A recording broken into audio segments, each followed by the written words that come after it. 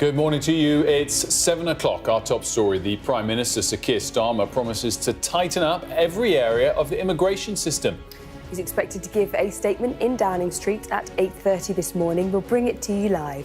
And we'll hear about a new drug that could transform the lives of some patients with motor neuron disease. It's Monday, the 12th of May. Your headlines. The Prime Minister is expected to say this morning that new arrivals to the UK must learn English. The government will also stop care homes recruiting new staff from abroad. The industry call it a crushing blow.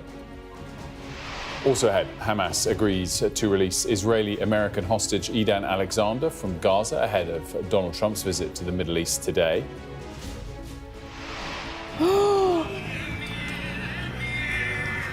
Oh my God, you look like a totally different person. It's unbelievable. Sky News hears how probation services in Preston are transforming lives while keeping offenders out of prison. Never offended, haven't offended, off methadone, off all drugs, got all my family back. And the BAFTA goes to Lenny James. And Mr. Loverman, one of the big winners at this year's BAFTA TV Awards. We've got the highlights.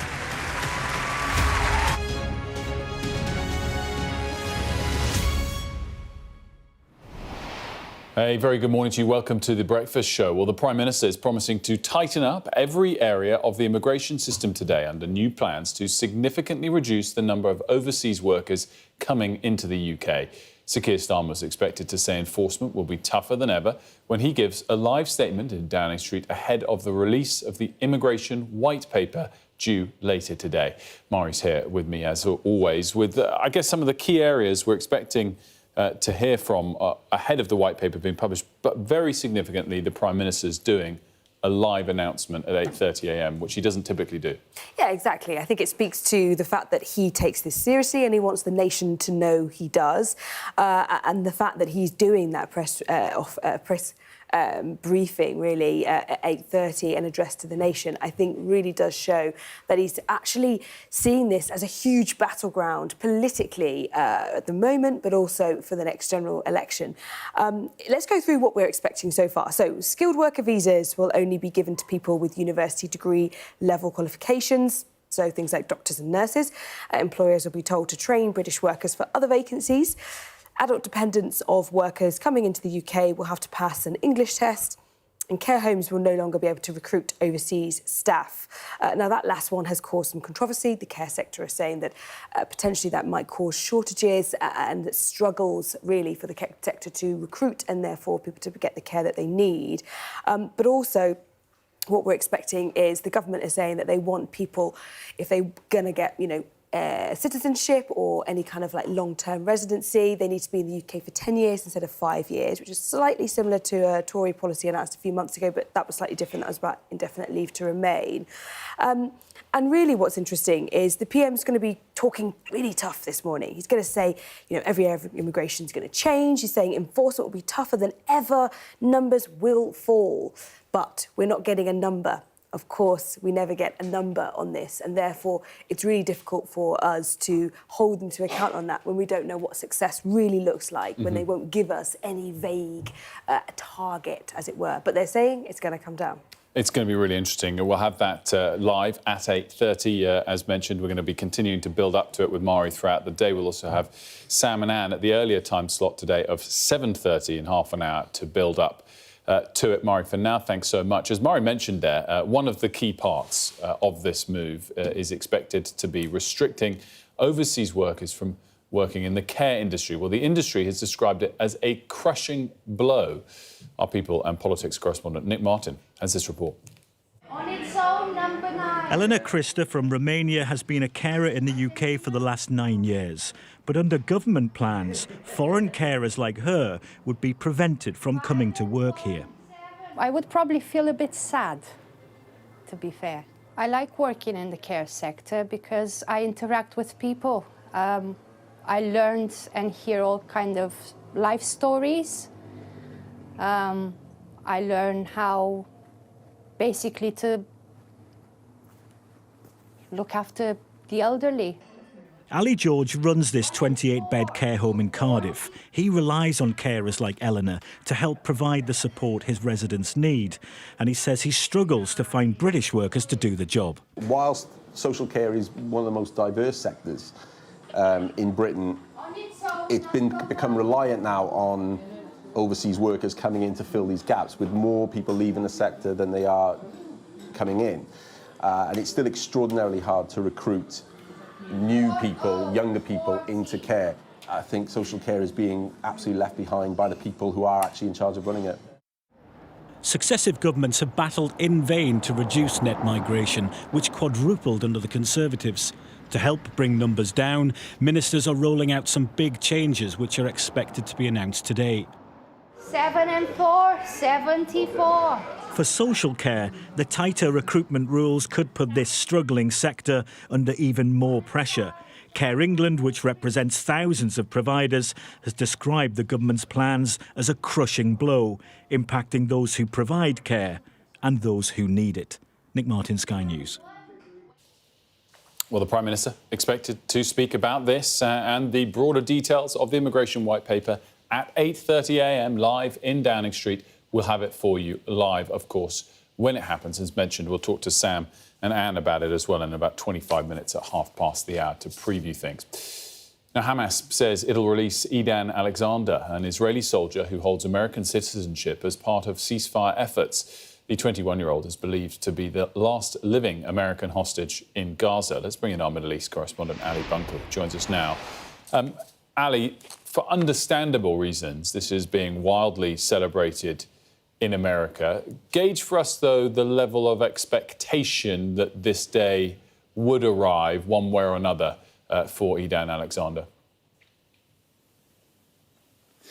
Well, you remember when back in March, maybe, when Hamas and Israel very briefly engaged in direct talks. That was concerning the fate of Idan Alexander. It didn't go anywhere at that point, but the Americans seem to have had a breakthrough, not, we don't think, by talking directly to Hamas this time, but using the mediators, Qatar and Egypt, both of whom Donald Trump praises and thanks in a statement that he released after this news broke pretty late last night. And so they've come to this agreement that Idan Alexander, who's thought to be the last remaining living US Israeli hostage in Gaza, will be released at some point, we think today. If so, it's starting to look like the latter part of today.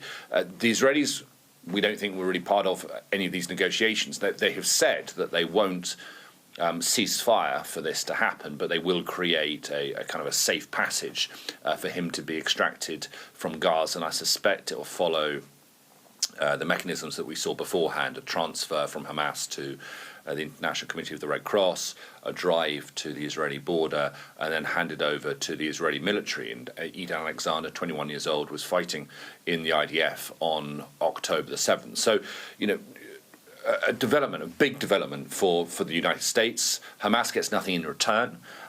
They are saying that this is a sort of a goodwill gesture to President Trump as he prepares to come to the Middle East, Saudi Arabia, Qatar, and the UAE, not Israel as things stand. But we expect Steve Witkoff, who's kind of Trump's kind of man for everything, really, to be flying into Israel later today ahead of that release. He's been in Oman, the latest round of Iranian negotiations. And so we'll see where it goes from here and whether or not it can build something more substantial like a ceasefire or a bigger hostage release. Ali, just quickly on that, I mean, you say it's great news, of course, for the United States, this release, which it is. It also is for Israel, and it kind of would, in other moments, suggest that those two countries' relationships are very strong at the moment. But is that fair to say? Just quickly snapshot where the US-Israeli relationship is and how his trip, President Trump's trip to other countries in the region, is going down. Well, the Netanyahu-Trump relationship is all the talk of the town at the moment because the Americans have been acting independently of Israel on a number of really key things. So they are pursuing these Iranian negotiations without the Israelis, and I think probably without an awful lot of Israeli support. Netanyahu remains sceptical a deal can be done.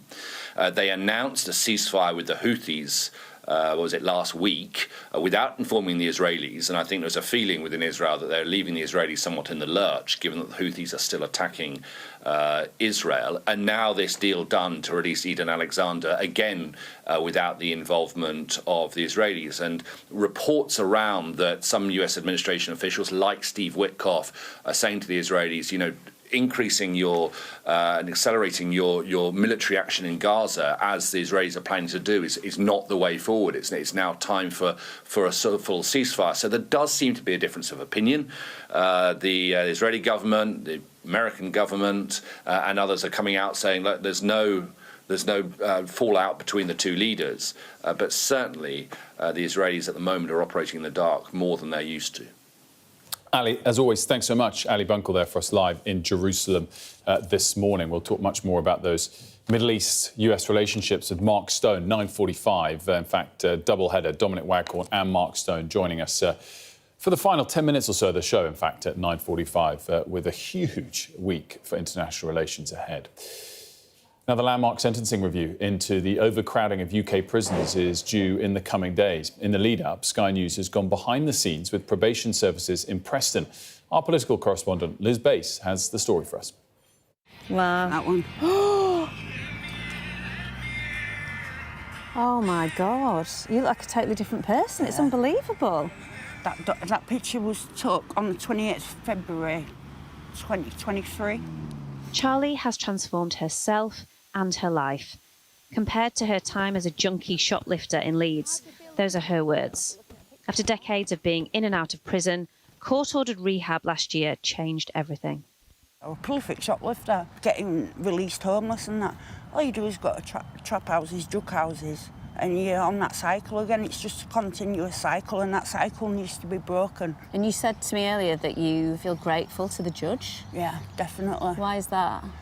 Because I wouldn't be where I am today if that man hadn't said, has this woman never been to rehab? She's getting support to keep her life on track here at this probation centre in Preston. You're a role model for other people, aren't you?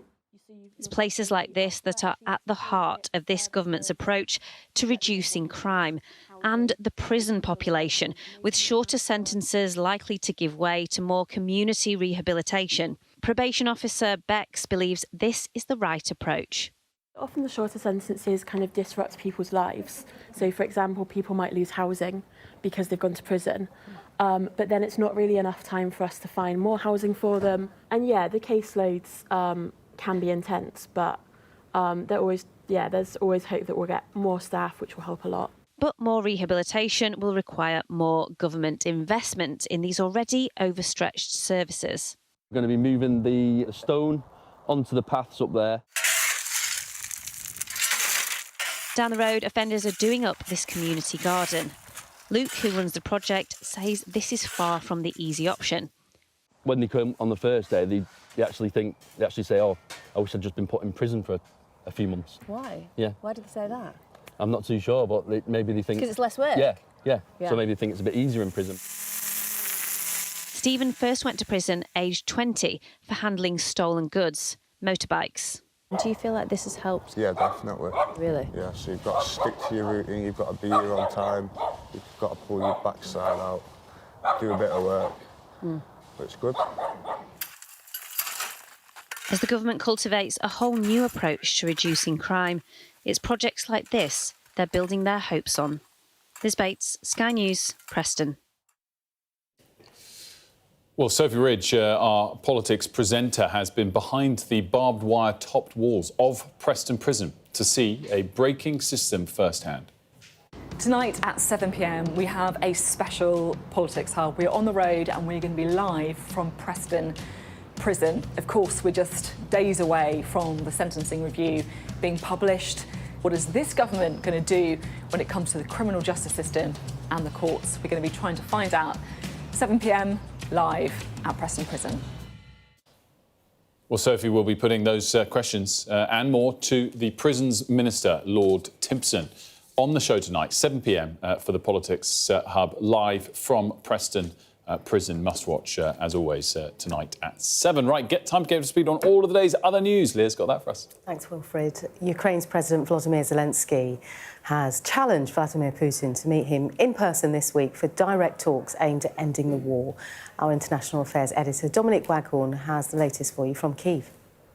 It's been a very dramatic weekend where the diplomacy has felt more like a game of high-stakes poker. The opening gambit played by the Europeans and the Ukrainians calling for a 30-day unconditional ceasefire, saying that Donald Trump was backing them in that. Vladimir Putin in the early hours making his move, rejecting that, calling for direct talks between Russia and Ukraine in Istanbul instead. And then Donald Trump actually not appearing on the European side at all, but backing that call for direct talks, putting the Ukrainians in a difficult position. And then Zelensky coming out with his surprise move, calling Vladimir Putin's bluff and saying he would go to Istanbul and wait for the Russian leader, whatever happens this week, whether a ceasefire happens or not, apparently. And his number two goading the Russian leader, saying, is he too scared to go? So we also have Donald Trump in the region, in the Middle East, going to Saudi Arabia and the Gulf. If Putin does go to Istanbul to meet Zelensky, is the American president going to allow the Turkish leader, Erdogan,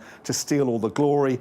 Or will he be tempted to go there as well to put pressure on these two leaders to make progress in the initiative that he himself began? It's very hard to say how this will play out as the week progresses, but diplomacy is certainly accelerating. And Foreign Secretary David Lammy is expected to announce further sanctions against Russia at a meeting of European foreign ministers in London later today. OK, let's take you through some of the day's other stories this Monday morning. And US President Donald Trump is being gifted a luxury Boeing 747 by Qatar's royal family, which will then be refitted and used as an interim Air Force One. It's expected to be handed over to the president during his upcoming visit to the region. He claims the arrangement is transparent and a good deal for America, but the Democrats are calling it blatant bribery. A vigil has been held for two teenagers who died after drowning off County Donegal in the north of Ireland. 16-year-old Emmanuel Familoa and 18-year-old Matt Sibanda were playing football on Saturday when they went into the sea to get the ball, but they got into trouble. A third teenage boy managed to make it back to shore.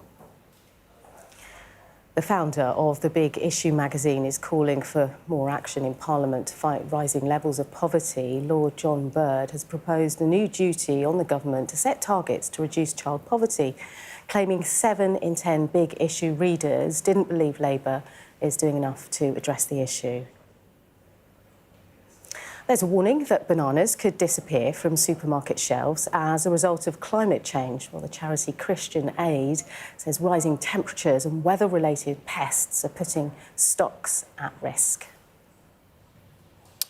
Yeah, great stuff. Thanks so much. Right, let's talk about weight loss drugs because the results from a key head-to-head trial are out, and an injection known as the King Kong of weight loss jabs has been shown to be the best available on the NHS. Well, Alice is here with all of the details on this. So which one is the King Kong again? There's a few out there. There are a few out. This one is called Manjaro. I think the name that people know the most is Ozempic, but there are quite a few different ones on the market, and this is the first time that two of the big hitters, there's Manjaro and Wegovy, they've gone head-to-head in a clinical trial, and it appears that Manjaro has come out on top. What it involved, this trial involved 750 obese adults over 72 weeks. Both were given as higher dosages as possible of the two drugs, and it turns out that 32% of people lost a quarter of their body weight on Manjaro compared to 16% on Wegovy. Those on Manjaro also had better blood pressure, the better cholesterol levels, and interestingly, it appeared to be more effective for women. And both drugs work in the same way. They effectively trick your brain into making you feel that you're full, and at that point, it starts burning your fat reserves. So clearly, both drugs were shown to be effective, but it seems to be that Manjaro was more effective, although it is important to stress that the people who paid for all that clinical trial were the manufacturers of it, but this was very much a peer-reviewed study. And Alice, there's a rival trial. Can you tell us about the details of that? Yeah, this has come from researchers in Israel. This was actually an 8-year trial, and they found that weight loss jabs, such as Ozempic or some of the other ones we've mentioned today, they could almost halve your chances of getting cancer.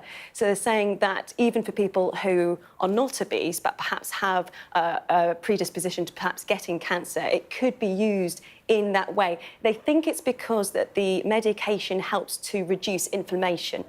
So that's why they think it could be really helpful. And they're looking to do some more research of this at the University of Manchester. Amazing, it's an 8-year study. I mean, I know these things have been in the works for a while. I didn't know it was quite that long. But I must say as well in that you snapshotted how these drugs work in a way that I haven't heard.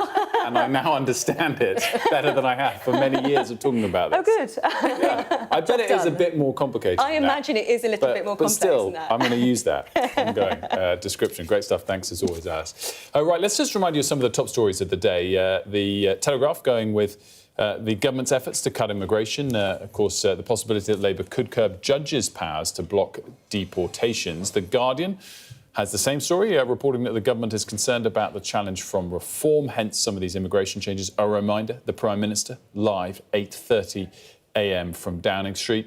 The FT, though, going with the impact of trade tariffs and how China's attempting to decouple its economy from the US. I think that's a sort of old front page of the FT because the real front page of the FT and many of the other newspapers now is the news that the White House have reached a trade deal with China, or at least they had a very warm joint set of statements coming from the talks over the weekend in Switzerland. Let's discuss that and the significance of it with the economist, author and broadcaster Linda Yu. Linda, thanks so much for joining us on this.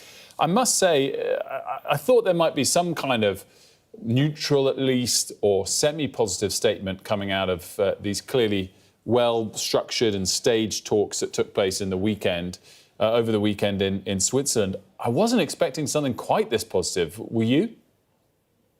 No, and I don't think most people would have, because it takes more than 2 days to really hammer something out. So some of the speculation is they have been talking behind the scenes, and I have certainly heard that the US and China were talking behind the scenes at the IMF World Bank annual meetings. So it has been a few weeks in the making. But I suppose a couple of things to mention about what we could see at 2 p.m. UK time. The announcement is going to come at 9 a.m. Eastern time, is they said they've made substantial progress.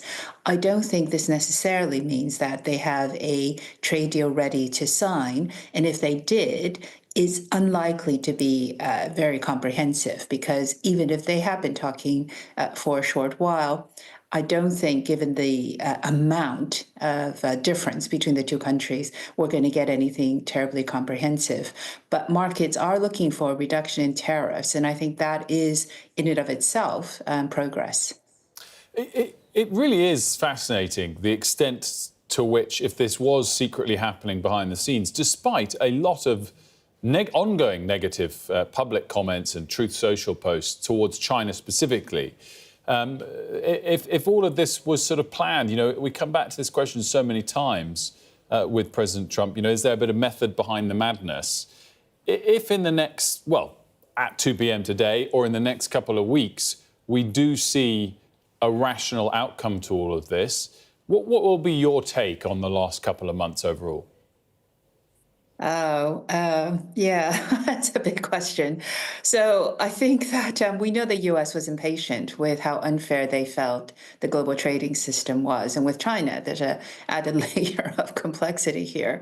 So was this all planned? I think that U.S. did invite negotiation, but you're absolutely right. I think the degree of competition between the two countries is really something they can't really orchestrate, because it's coming not just from the White House, but also from Congress.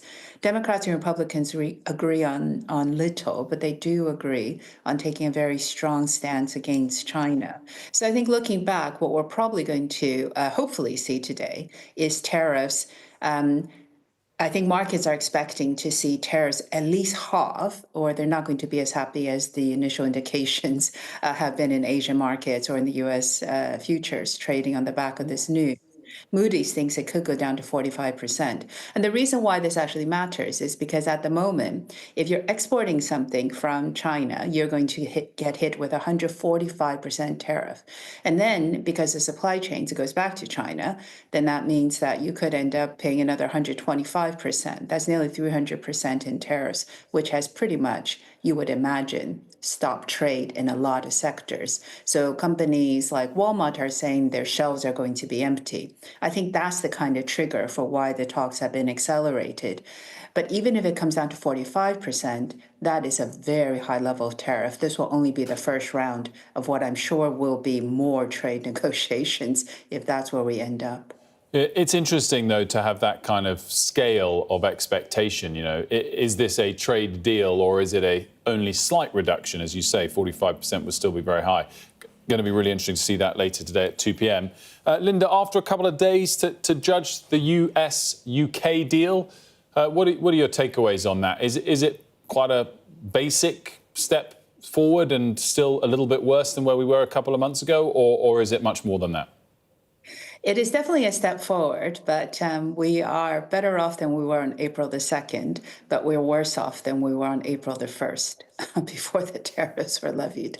So I think the expectations were that if the UK could have gotten a reduction on the main things we sell to the US, so really cars, and then car parts, steel and aluminium, and then pharmaceuticals. I think that was viewed as a real positive step forward. But I think we should put this into context, which is cars and steel and aluminium were subject to 25% tariffs. So I think that is progress, but it doesn't change the fact that there's still a 10% across the board tariff on other sectors for the UK exporting to the US. So I think this will be the first step in a trade negotiation, but I think the bigger prize will be around things like technology agreements. You hear a lot about the government talking about cooperating on AI. Services is the biggest part of the economy. It feeds into cars and these other manufacturing sectors.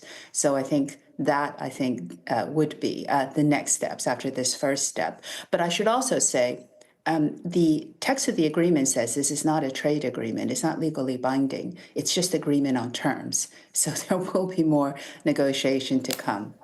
Linda, great stuff as always. Thanks so much for joining us. We've got lots more still to come on that topic. As we mentioned, we've got Mark Stone joining us along with Dominic Waghorn, 9:45. We'll get into all of the big US political stories with Mark, of course, joining us, though, from Saudi, where the president will be this week. Right, let's have a look at the weather. Breathtaking views with clear skies ahead. The weather, sponsored by Qatar Airways. The next couple of days will bring a brief period of unsettled weather before high pressure builds back in the north midweek, returning calm, settled conditions for much of the country. This morning, rain over western Scotland and Eastern Ireland will become lighter and more patchy. Elsewhere, it will be a largely dry, bright start to the day, but showers will continue to feed into southern counties, from near the continent. Further showers will break out through the day, some turning heavy and thundery, with hail and lightning, along with brisk, gusty winds. Breathtaking views with clear skies ahead.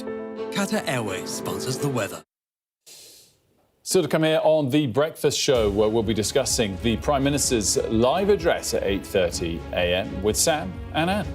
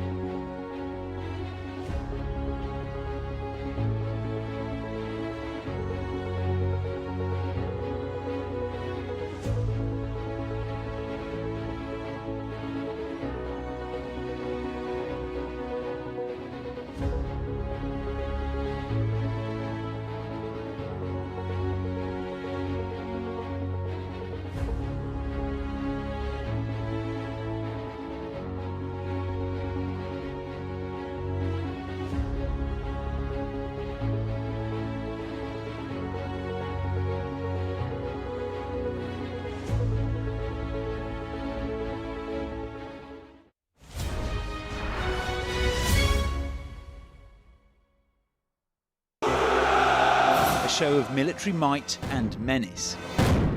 Why should the West trust you? Frankly, I don't care whether the West trusts us or not. Sky News. Get the full story first. Have a quick word for Sky News. Is the West right? Are you fueling Russia's war machine? American journalist Evan Gershkovich is on trial here, but was first on display. I'm Ivor Bennett, Sky's Moscow correspondent.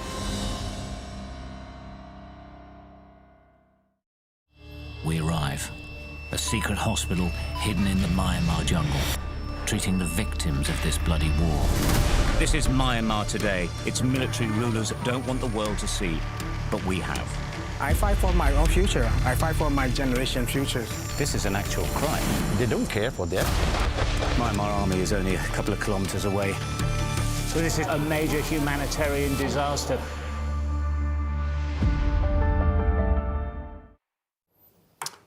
Welcome back to The Breakfast Show. Well, coming up in just a moment, we're going to be talking to Sam and Anne to look ahead to the Prime Minister's speech in about an hour's time. But first, let's get you up to speed with all the day's top stories. Leah. Thank you, Wilfred.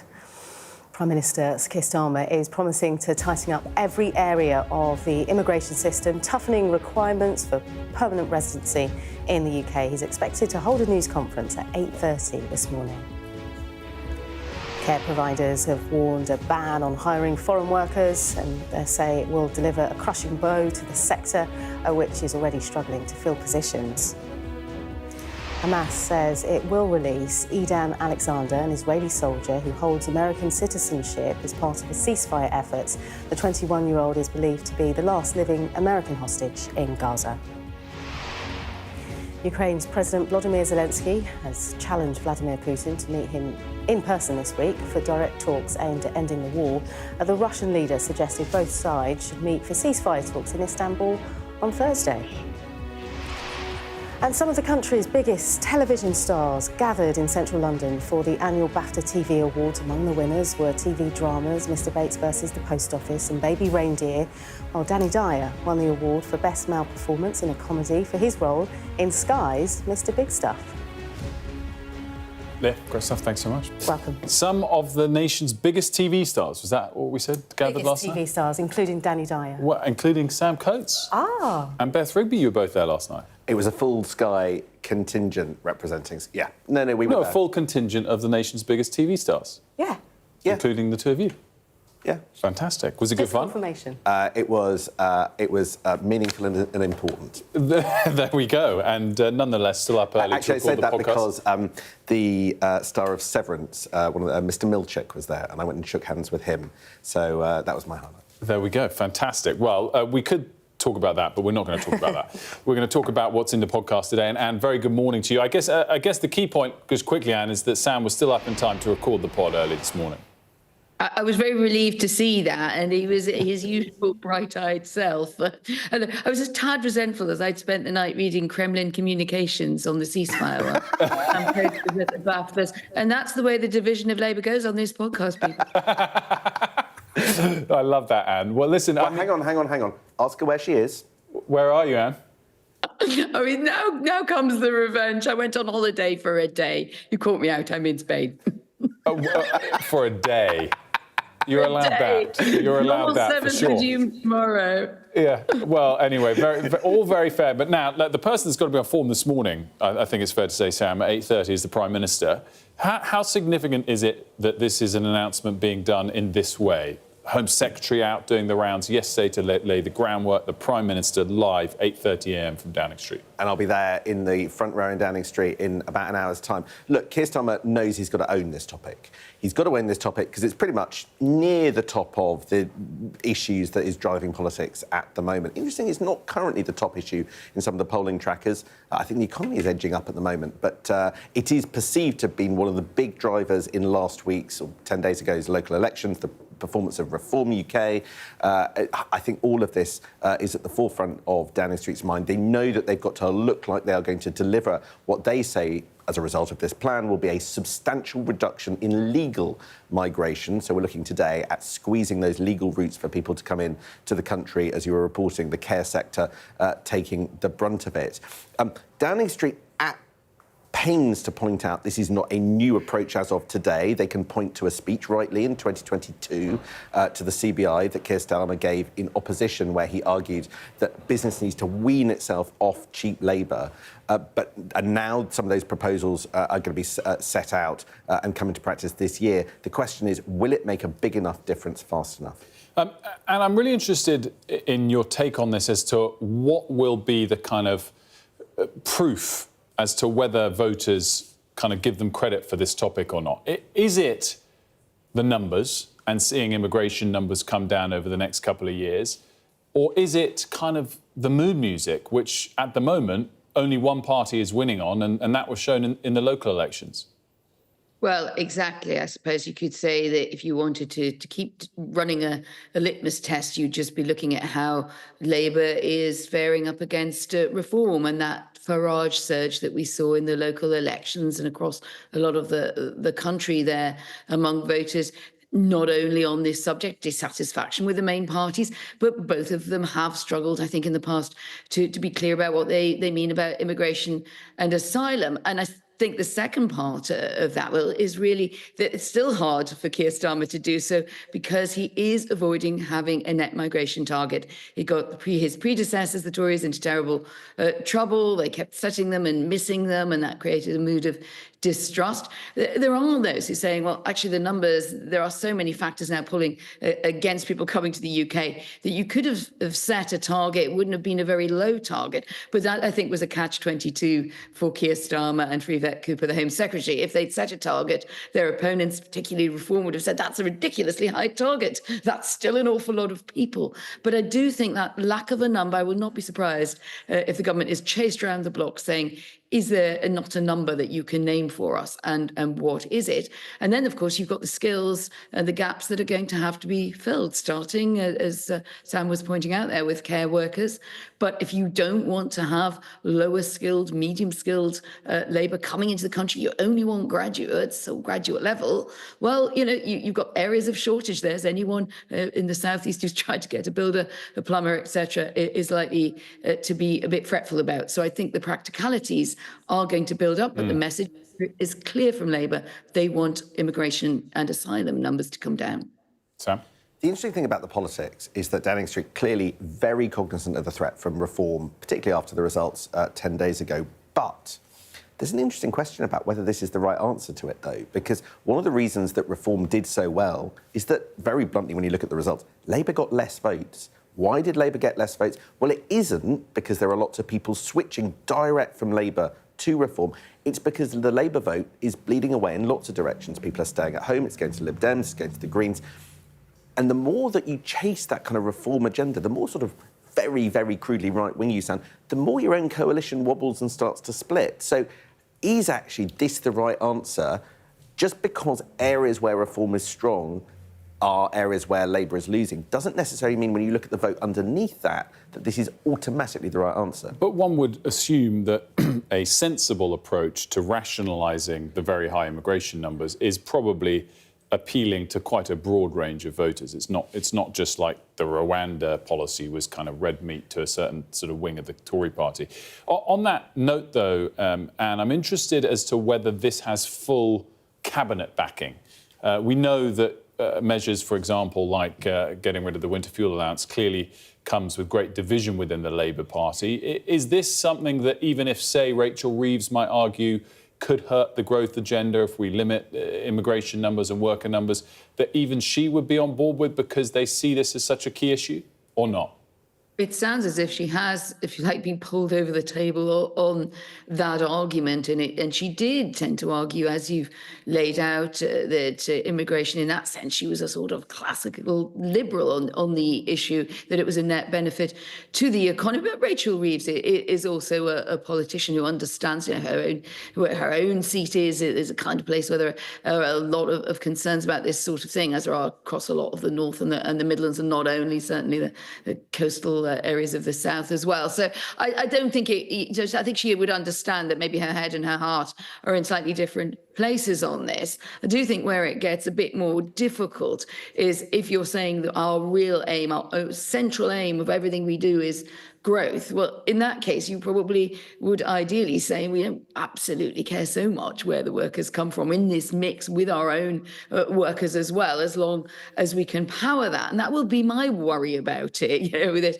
if you start to cut off the areas, you're starting also to tell employers what to do in order to fulfill criteria. It does look, we need to look properly into the detail of the white paper, that the employers are going to have to kind of explain why they're not taking British workers first, if they're able to do so. Well, that's quite a big intrusion. And it also means an awful lot of kind of faddling around to really find out, what people are doing and to set criteria for them. I think Rachel Reeves will probably be arguing that should be kept to a minimum to allow, if you like, there's a nice phrase that the internal Labour critic Maurice Glassman is using, lanyard man and woman, who come around with a badge on their chest and a clipboard and check up on what you're doing. That really pulls against the deregulatory idea that Rachel Reeves is pushing forward. I'll be interested how that pans out in practice.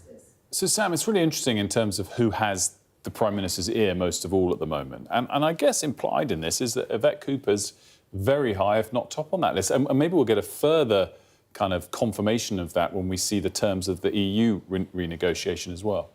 100%. I think it's one of the most fascinating cabinet-level dynamics that there is at the moment, which is that for months and months, Rachel Reeves was absolutely prima inter pares, was sort of right at the top, always the automatic go-to person that Number 10 would leap to defend and whose arguments they would support. But on this issue of migration, clearly Yvette Cooper achieving parity, if not superiority to Rachel Reeves, winning some of the arguments with the Prime Minister and those in Downing Street to get a tougher approach to sort of rein in, for instance, what might emerge on that EU youth mobility scheme. So I think Keir Starmer knows that how he treats migration is pretty existential to his to his sort of political future, and that has meant a bit of a rebalancing, quite frankly. And you're off now, 8:30? We will see you from the press conference. Front row, you said as well. If I can bag the seat. Oh, well, we better let you go. With a spring in your step, no doubt, from the BAFTAs to Downing Street. Look at that. Sam Coates, as always, thanks so much. And thank you for joining us, particularly from vacation. Much appreciated, as always. Pleasure. Enjoy. You can take more than a day, by the way. Thank you. I'll let Politico know. And Sam, was always a pleasure. As we said, the PM live, 8:30 a.m. We'll have it for you here on Sky News Breakfast. And some of the country's biggest TV stars, labouring the point a little bit, have been celebrating in London for the BAFTA TV Awards. For this fantastic honour. What a night. Thank you. Well, among the big winners, Lenny James, who took home the leading actor BAFTA for his role playing Barrington Walker in Mr. Loverman. We're joined now by entertainment reporter Debbie Ridgard to talk us through all about this. And I have to say, good morning to you, by the way. Morning. That I hadn't even heard of this show. Was that terrible of me? Either way, I've heard of it now, so snapshot. No, I hadn't, but my parent-in-laws had been watching it. They were big fans of it. So I wonder whether it was aimed at maybe not us. Well, either way, still popular. It'd be interesting if this sort of drives an audience, because they weren't the expected winner, to the extent that they were. They weren't the expected winner, but this is also based on the Bernardine Evaristo's novel of the same name. So that's where a lot of the audience kind of came from, was the book fans came over and wanted to watch Mr. Loverman from that. Still starstruck after seeing Sam, though, after seeing He's like, didn't realise the big stars were going to be here.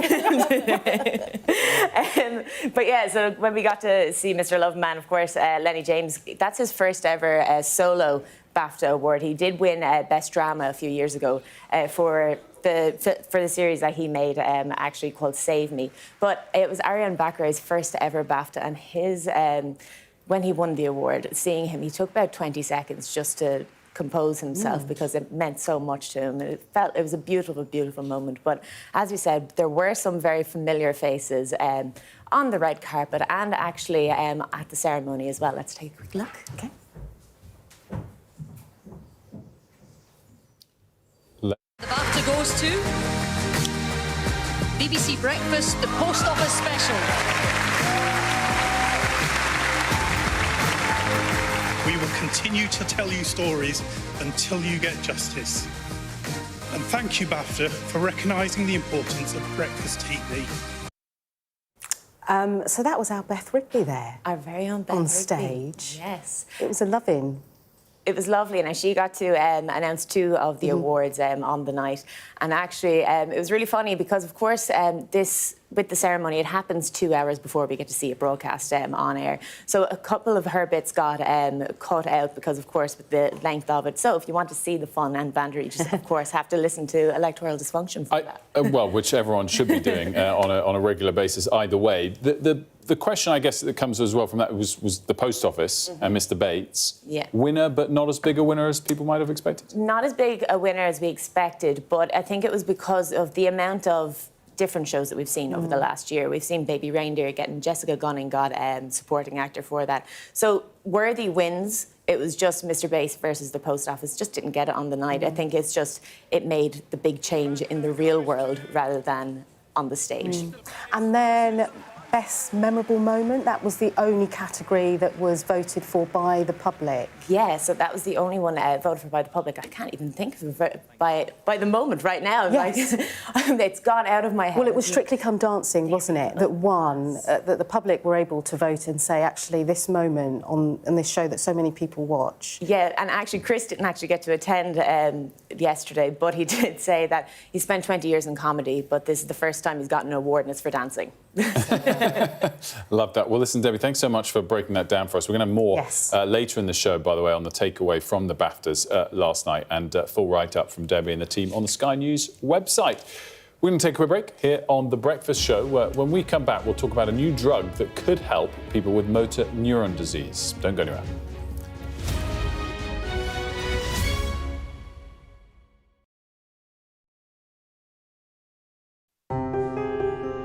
I'm James Matthews, and I'm Sky's US correspondent, based here in Washington, D.C.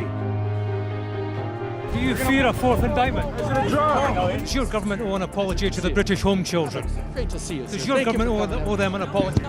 The fact that they were intercepted, does that indicate a military weakness on the part of Iran? No, no, no. Free, wherever you get your news. There's no doubting the strength of this hurricane as it roars through. You can feel a devastating power. It had been a difficult night in a deadly storm. Bang, bang. You can hear it hitting the windows. Our houses are okay. It's depressing. As bad as all of this is, it could have been much worse. Today, this land they call sacred is at the heart of America's electric car revolution. To me, it's a sacred ground. The white gold rush is a race that Biden doesn't want to lose. I've covered some of the biggest stories in the world. Donald Trump, 45th President of the United States, it would appear is about to learn his fate. Escort coming out! San Quentin houses America's largest death row.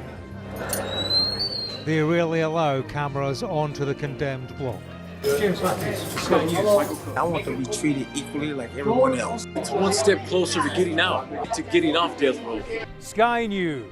Get the full story first.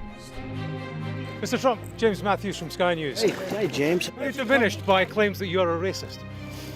Question? Mr. Musk, has your ignorance and ego cost Ukrainian lives? Vladimir Putin calls you outstanding. What do you call him, sir?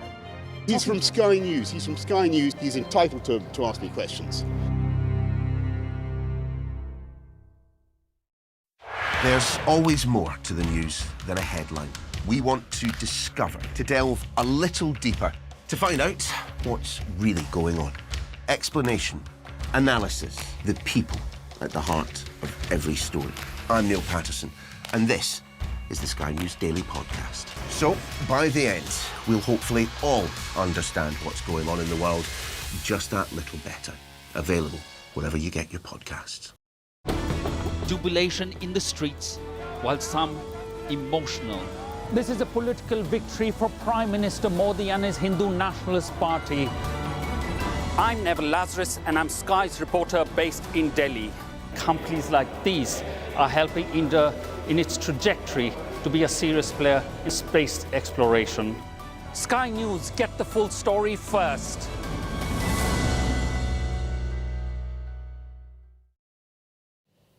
Welcome back. A new drug could help people with motor neuron disease, but it isn't yet available to everyone who needs it on the NHS. Yeah, we're now joined by Richard Evans, Director of Engagement at MND Association, and Sedgkin McGurk, who suffers from motor neuron disease. Richard, can we start with you first? Take us back to basics. What is the drug and why is it so significant? Good morning. And this drug is called tofersen, and it's a massive breakthrough in the fight against MND. It's only suitable for a very small number of people who have a particular genetic change that causes their MND, but for them it can be a real game changer. And it's going through the approval process through NICE at the moment.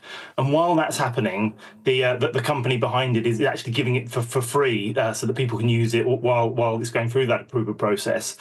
And most people, let's say around sort of 40 or 50 people, are getting that for free. But there's some people now we're hearing about who aren't able to get it. And this drug can really be the difference between life and death. And that's why we're really sending the message to the government today to actually intervene to make sure that everyone can get this drug until the point that NICE makes its approval decision, because it's actually been given for free. All the NHS needs to do is to provide the resources to be able to administer it.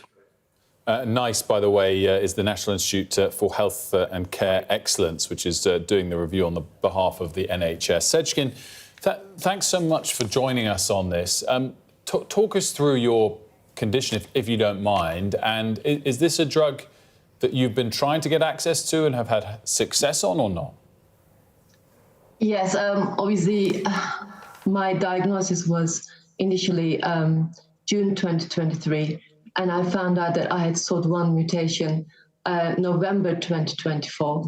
And currently, I am trying to be included to this program. So I'm not receiving the drug yet, but I'm hoping it will happen soon.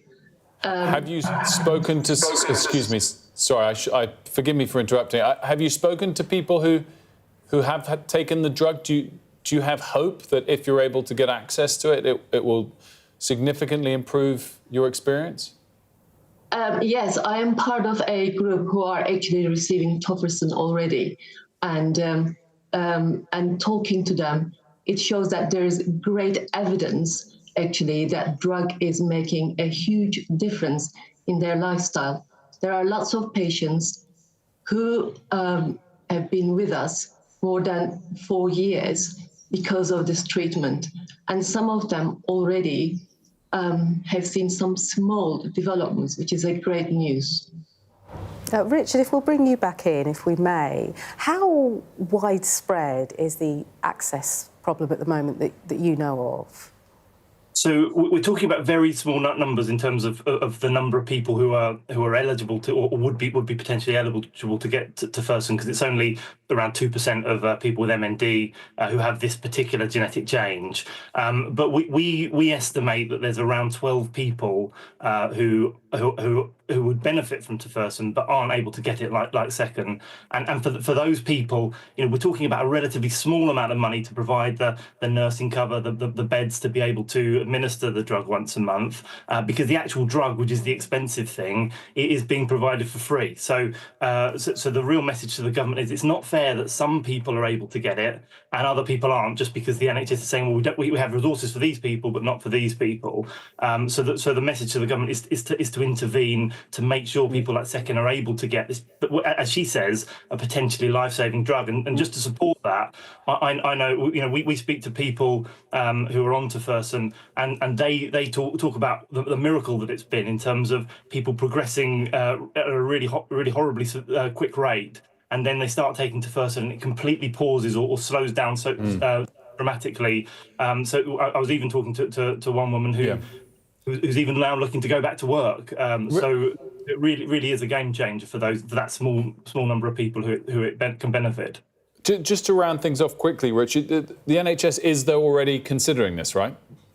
So it's considering it, but people with MND do not have time to wait for it to go through that process. And at the end of the process, the company will be expecting money for it, and NICE will take a view on whether that is good value. But right now, it's available for free, and we think the NHS should be paying the small amount of money to be able to administer it. And I just invite all your viewers to go to our website, the MND Association, sign the petition to send the message to the government that actually people like Second and the small number of other people like it's worth getting them the drug so that they can have that chance, the same chance that other people are already benefiting from. Richard and Sechkin, thank you so much for joining us. We appreciate it. Thank you. We're going to have a quick look at the weather now.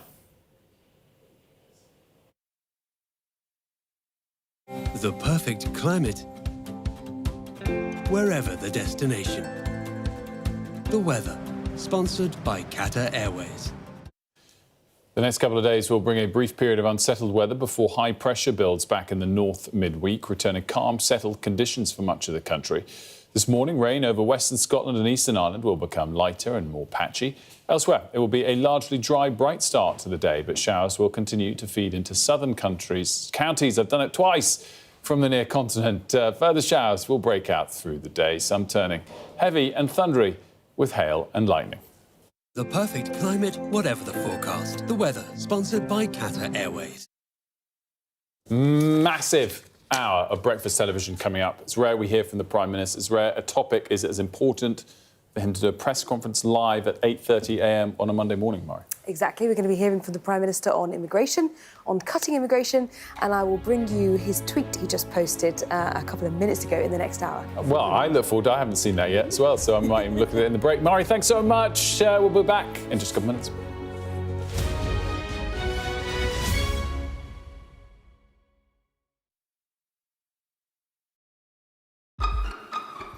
We've got your Sunday mornings covered. From the front page and the sounds of the streets to the voices of the people who make the major calls and big picture politics beyond Westminster. We'll put you at the heart of our story. I'm ready. Are you? Join me, Trevor Phillips, Sunday mornings on Sky News.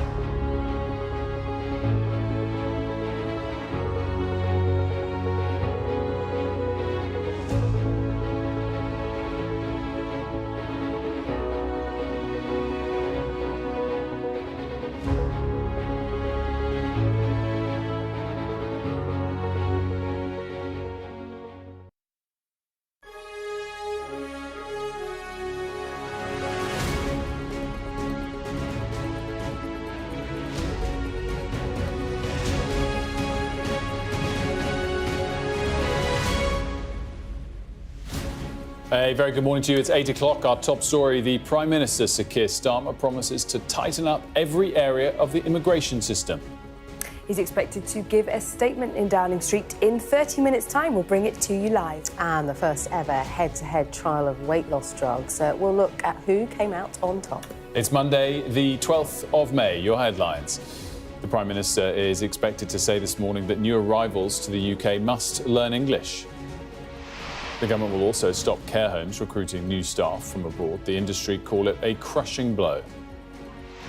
Also ahead, Hamas agrees to release Israeli-American hostage Eden Alexander from Gaza ahead of Donald Trump's visit to the Middle East today.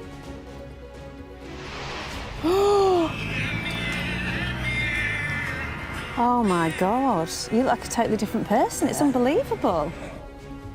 Sky News hears how probation services in Preston are transforming lives while keeping offenders out of prison. Never offended, haven't offended, off my stone, off all drugs, got all my family back. And the BAFTA goes to Lenny James.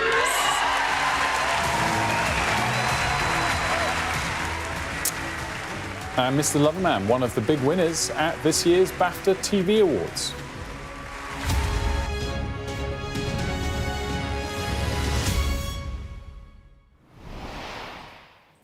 A very good morning to you. The Prime Minister is promising to tighten up every area of immigration today under new plans to significantly reduce the number of overseas workers coming into the UK. Sir Keir Starmer expected to say enforcement will be tougher than ever when he gives a live statement in Downing Street in just half an hour's time, ahead of the release of the immigration white paper later today. Mari's here to preview it all for us. And Mari, clearly the government is wanting to put a lot behind this. Yeah, absolutely. They want to demonstrate to the public that they are listening. We know reform is doing very, very well. It's a massive threat to Labour at the moment, and Labour are incredibly alive about that. But also, Keir Starmer is trying to show that he is in tune with the public and understands why they have concerns. Let me just read you what he tweeted in the past few minutes. He says, the Tories ran an immigration system that relied on cheap foreign labour instead of investing in British workers. That betrayal ends now. Watch my announcement live. As I set out, Labour is delivering on our manifesto promise. Now, I find that fascinating, the use of the word betrayal. That's the kind of rhetoric you wouldn't have heard from the Labour Party 12 months, 2 years ago, and very much the kind of rhetoric you would have heard from Farage. And now we are seeing slowly but surely that kind of creeping into some of the government rhetoric. I think it's clear that they are trying to win over / win back those voters who they are bleeding to the Reform Party. But as Sam was just outlining earlier on the show, there obviously is always going to be a worry that the more you pander to reform-minded voters, the more you might end up losing your more liberal, soft left voters, your Lib Dems, your Greens, perhaps. But yeah, we'll have about 30 minutes to wait until we find out all of the detail, and then the white paper itself, the immigration white paper, will be published at 9:30 on the government website. And what we know so far is the government is planning on restricting how you can get, citizenship. So you have to be in the UK for 10 years rather than 5, and also making it so that you have to have a higher level of English than is currently required to come over and work here, and also that dependents will need to have a basic level of English as well. But there's more to come that hasn't yet been leaked or pre-announced.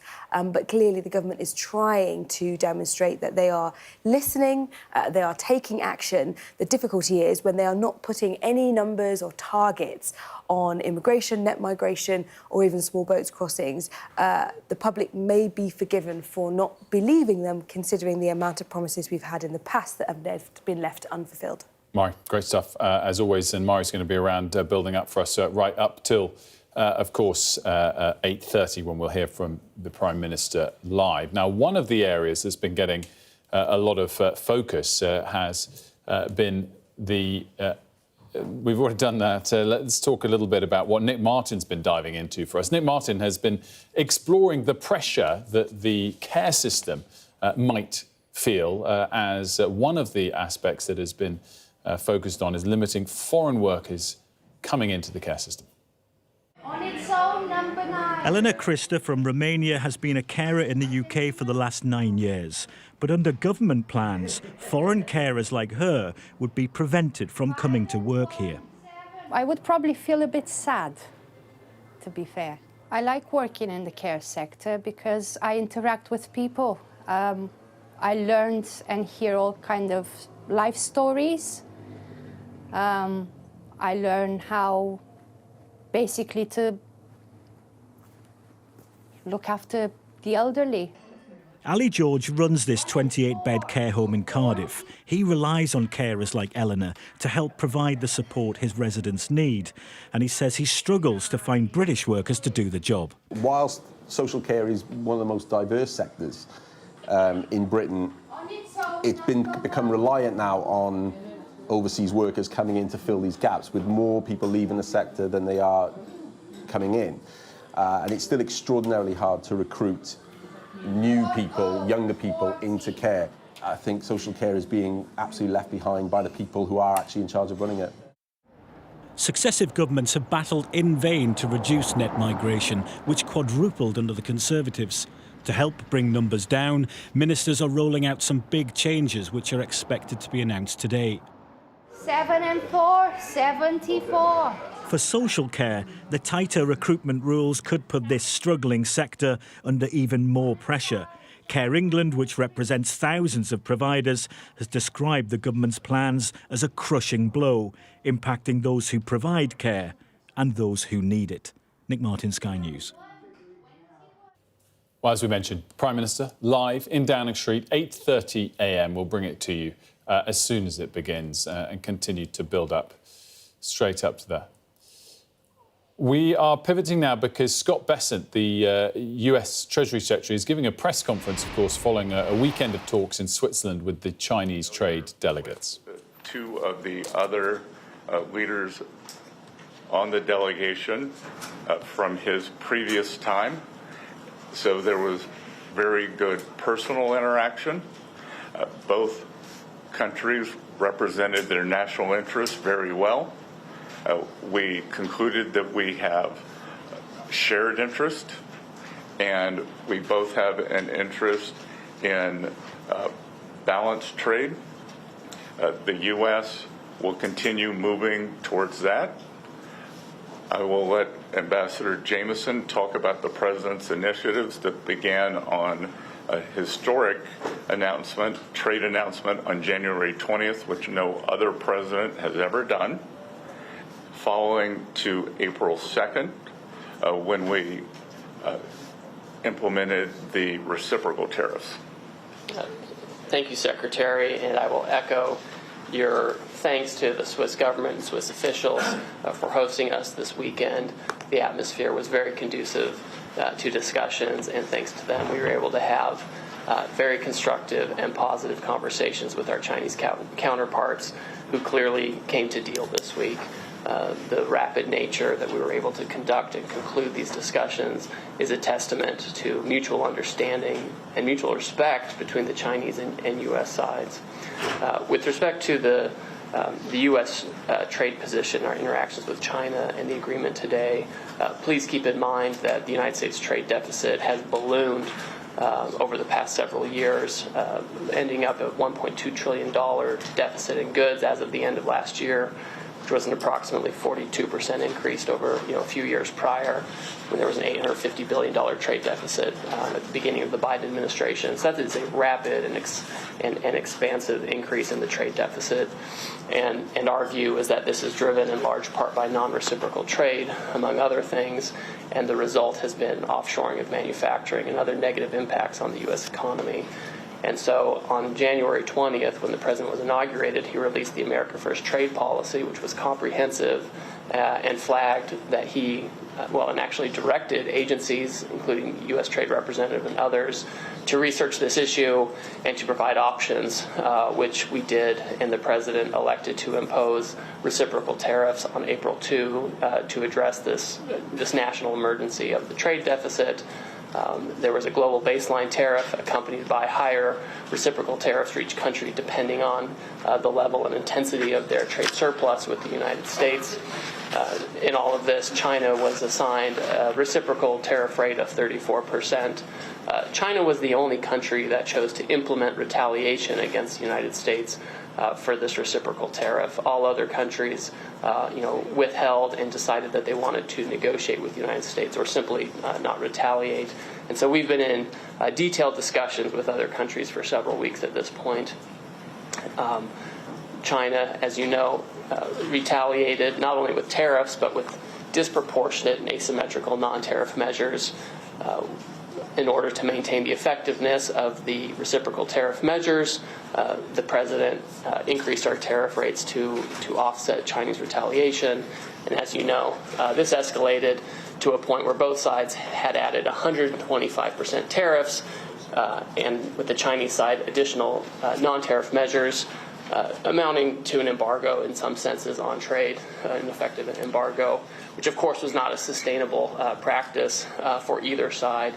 And so today, with this agreement, we come to agreement that our reciprocal tariff rate will go down to 10% on the United States side, so it goes down 115%. We enter into a 90-day pause period for negotiations, which both the Chinese and the United States are very committed to.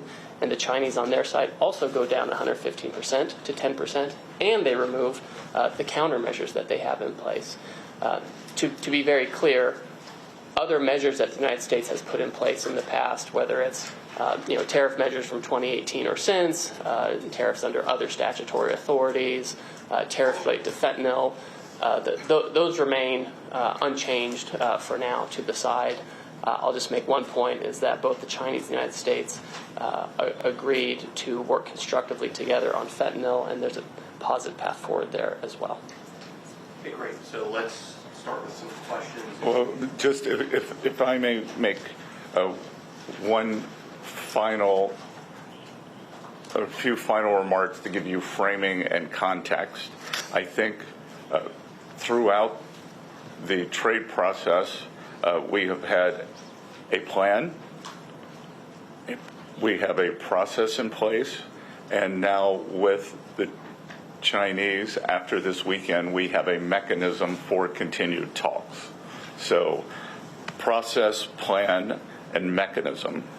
I would say one of the big takeaways from this weekend, the United States will continue a strategic rebalancing in many areas that were exposed as supply chain weaknesses during COVID, whether it's medicines, whether it's semiconductors, steel, we've identified 5 or 6 strategic industries and supply chain vulnerabilities, and we will continue moving toward U.S. independence or reliable supplies from allies on those.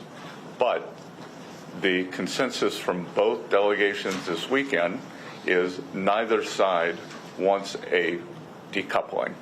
And what had occurred with these very high tariffs, as Ambassador Greer said, was the equivalent of an embargo, and neither side wants that. We do want trade. We want more balanced trade, and I think that both sides are committed to achieving that.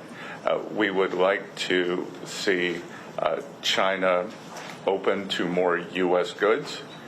We expect that as the negotiations proceed, that there will also be a possibility of purchase agreements to pull what is our largest bilateral trade deficit into balance.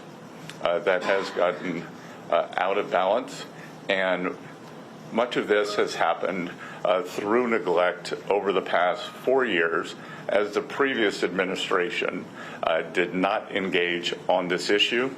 That was put forward to us by the Chinese, in fact, and we can see it in what happened to the Phase 1 agreement.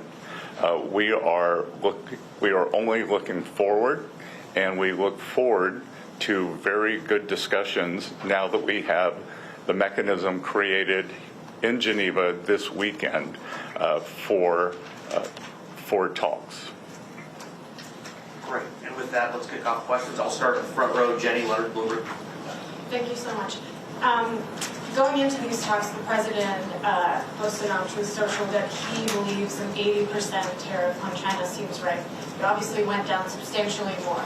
How did you end up going to 30%? Was that the president pushing you, or the Chinese not budging before you went down? And then secondly, you have a 90-day pause now, as you have with other countries. What specifically do you want to see in those 90 days?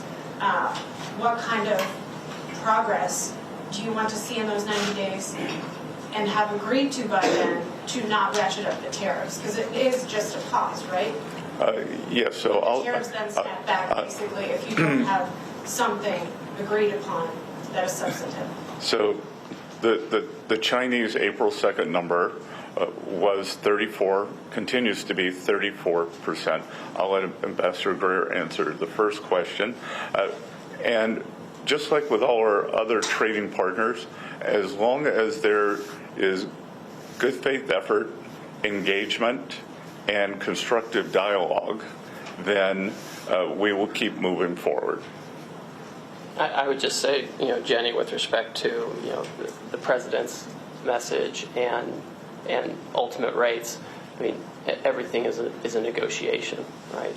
And the president, he gives the Secretary of the Treasury and I and other members of the cabinet direction and advice on how to proceed. And we ended up at a result that is very good for the United States, very good for China as well. We retain our 10% global baseline tariff, which we have on other countries. We have, in addition to that, previous measures that we've retained, which have been, frankly, effective in reducing the U.S. bilateral trade deficit with China over the past few years. So that leaves us in a very good position all in with respect to measures on Chinese imports, but more importantly, leaves us in a constructive path forward to have a positive conversation with the Chinese on how to rebalance and have more constructive trade. Great. In the back, Associated Press. Associated Press. Hi, I'm Jamie from Associated Press. We just heard our colleague talk about 30% tariffs. I'm just trying to understand these numbers here because they're all over the place. We were at 145 before, apparently, and 125, I believe, from the Chinese side. So can you say clearly now that, I think the question was, right now for the 90-day period, the U.S. tariffs on Chinese goods would be down to 30%? Is that correct for the 30? Could you speak So again, this agreement is really about the reciprocal tariff, which was imposed by the United States on April 2nd, and the escalatory steps which followed. Those on each side, the Chinese side and the U.S. side, ended up at 125% on each other. The Chinese had additional non-tariff countermeasures. That has all come down by 115% to 10% each. The United States earlier this year imposed 20% related to fentanyl. That still exists. So if you're looking at Trump Term 2, tariffs on China, right now effective, it's 30%. There are prior measures which change by product, by sector, by level, et cetera. You can't really give a specific number on that right now. What matters for the agreement today is that we each agreed to come down on the reciprocal tariff and related retaliation to 10%. So a reduction of 115% down to 10%. Fentanyl is on its own track, but on a very positive track where we're having very constructive conversations with our Chinese counterparts. And I would add a couple of things. This does not include any sector-specific tariffs that have been put across all of our trading partners. And as the ambassador said, I think he would agree with me that the upside surprise for me from this weekend was the level of Chinese engagement on the fentanyl crisis in the United States. They brought the Deputy Minister for Public Safety, who is not traditionally part of the trade team or the negotiating team, and he had a very robust and highly detailed discussion with someone from the U.S. national security team. Great. Next, John Huddy with Newsmax. Mr. Secretary, will there be any immediate impact that U.S. consumers will see from this? And what was the toughest part of the talks? The Chinese are, notorious for being very difficult negotiators. Was there any moment that you felt the talks could break down? And as far as the fentanyl, I'm sorry, I know there's 3 questions here, but what are the Chinese willing to do in terms of the fentanyl crisis? Did they make any promises or any agreements to combat fentanyl? Okay. Well, there's a lot to unpack there. So let me recap that. So you're asking U.S. consumers, the last one was fentanyl, and what was the second question? The toughest part of the negotiation. Well, I'll start there first. Both sides represented their national interest well, but we also concluded that we had shared interest and that neither side was interested in a decoupling. And again, a lot of back and forth on various differences in views on fair trade. We informed them, I had a discussion that trade deficits are a result of 3 things. 1, terms of trade, 2, currency, and then 3, the United States fiscal position. We informed them that Trump administration is working very hard on containing this out-of-control fiscal deficit that we inherited from the previous administration. 2, there was no discussion on currency. And 1, it was on terms of trade. And on fentanyl, again, for the first time, there was engagement between 2 teams with detailed knowledge. And I think for the first time, the Chinese understood the magnitude of what is happening in the U.S. In 2018, in Buenos Aires, they did a good job of banning the actual fentanyl. But what we have seen is substantial interaction between bad Chinese actors and many North American drug dealers, especially Mexican cartels. Treasury has designated several of the Mexican cartels as foreign terrorist organizations. We made that clear to the Chinese. They were very receptive. As you may or may not know, the Chinese have very draconian measures for the sale of illicit narcotics in China, and we have asked them to be equally as draconian with the people who are poisoning Americans. And let me make a point. Your question about what was the toughest part of the negotiation, I would submit it was actually, in the lead up to the negotiation, trying to repair channels of communication that had atrophied under the last administration, where, our office, for example, the Office of the United States Trade Representative, had almost no substantive discussions with the Chinese side on trade. And although we have significant differences with the Chinese on trade and economics, and we have major complaints, you have to discuss these complaints. You have to have a channel for discussions, and overcoming that was a substantial challenge. And a lot of work went into that over the past several weeks, so that by the time we got here, we were able to be very pragmatic with each other. And to be sure, there were tough things to deal with on the level of removal, the timing for implementation, managing each side's domestic politics, et cetera. And I won't go into too much detail. But I would say the toughest part was simply getting to a position where we could, in good faith, both sides work with each other. And once we did, we were able to do this in a couple of days. This is not the first time I've done trade negotiations with the Chinese, and sometimes it can take a very, very long time to overcome misunderstandings. we were able to do that effectively over the past few weeks, which enabled us to be very pragmatic and effective this weekend. And I think we leave with a very good mechanism to avoid the unfortunate escalations as we saw after April 2nd from happening again.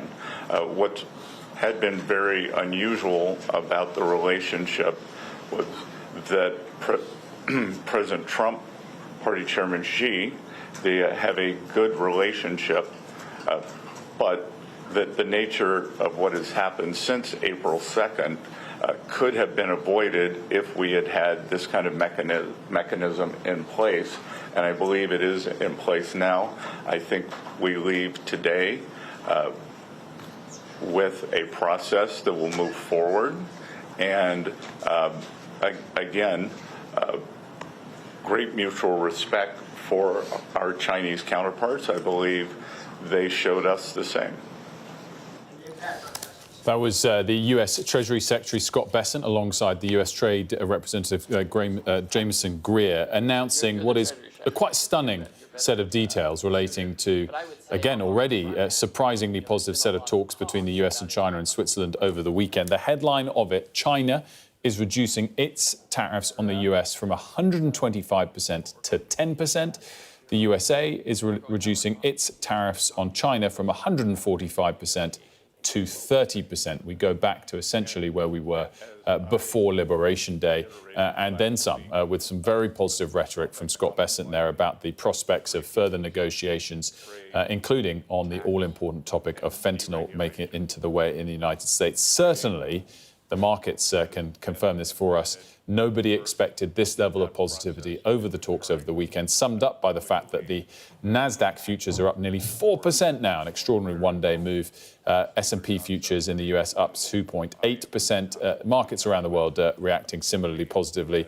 Europe is up by 1 to 2%. Asia is up by 2 to 3%, depending which market you look at. Let's bring in Dominic Waghorn, our international affairs editor, is actually in Kiev for us. But Dominic, nobody expected this scale of agreement so quickly between these two sparring economies, the biggest two in the world. I think that's right, Wilfred. I think, we had expected these to be preliminary talks that could lead to progress, but to have had such success so quickly, I think will surprise a lot of people, and obviously, as you say, will send the markets rocketing this morning. And a real sort of divergence in a sort of characterisation of what happened over the weekend. The White House claimed that US-Chinese negotiators had struck a trade deal last night, which caused extraordinary surprise. You don't normally reach a deal in just a weekend of negotiations. That appears to have been, if not fake news, certainly hyperbolic, exaggerated news, because the Chinese then said, well, it wasn't really a trade deal, it was what they would characterise as candid talks. And Scott Bessent there saying that effectively it's setting up a mechanism for more substantive talks later. So quite a big difference in the way the various branches of the American government and the Chinese government are characterising this. On the face of it, what they've agreed to do is temporarily slash tariffs and carry on talking about how to get trading relations onto a firmer footing. The Trump administration's approach to this is that this trade imbalance is a national emergency. It's a trade imbalance where China exports more to America than America exports to China, largely because China is such a workshop of the world, pumping out all these cheap goods that American consumers for years and decades have wanted to buy. Other administrations have not seen that as a problem. The Trump administration has, and it's jacked up tariffs dramatically on that Liberation Day to try and resolve the crisis. So skeptics will say that Trump's negotiators have basically just sort of solved a crisis that he himself created. But I think the administration will say in its defence, one, they've got a lot more seriousness from the Chinese over fentanyl, and that's something that's caused a lot of concern in America, and they have now got onto a firmer footing with the Chinese to resolve these issues. And people will say, well, this could have been done without whacking up tariffs. They simply could have got on a plane to Beijing and got involved in talks. But I think the Trump administration will say that only through that threat have they got out of the Chinese commitment to deal with this issue seriously, and they will hope to move on from that, from this basis they've created over the weekend.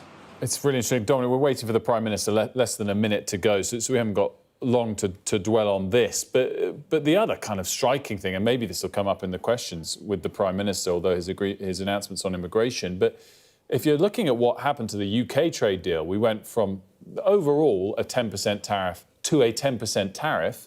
China's going from 145% down to 30%. So you could look at this and say, well, China remains on a higher level of tariff from the US than the UK does. But in terms of kind of improvement to where we were a month or so ago, China's achieved a lot more than the UK.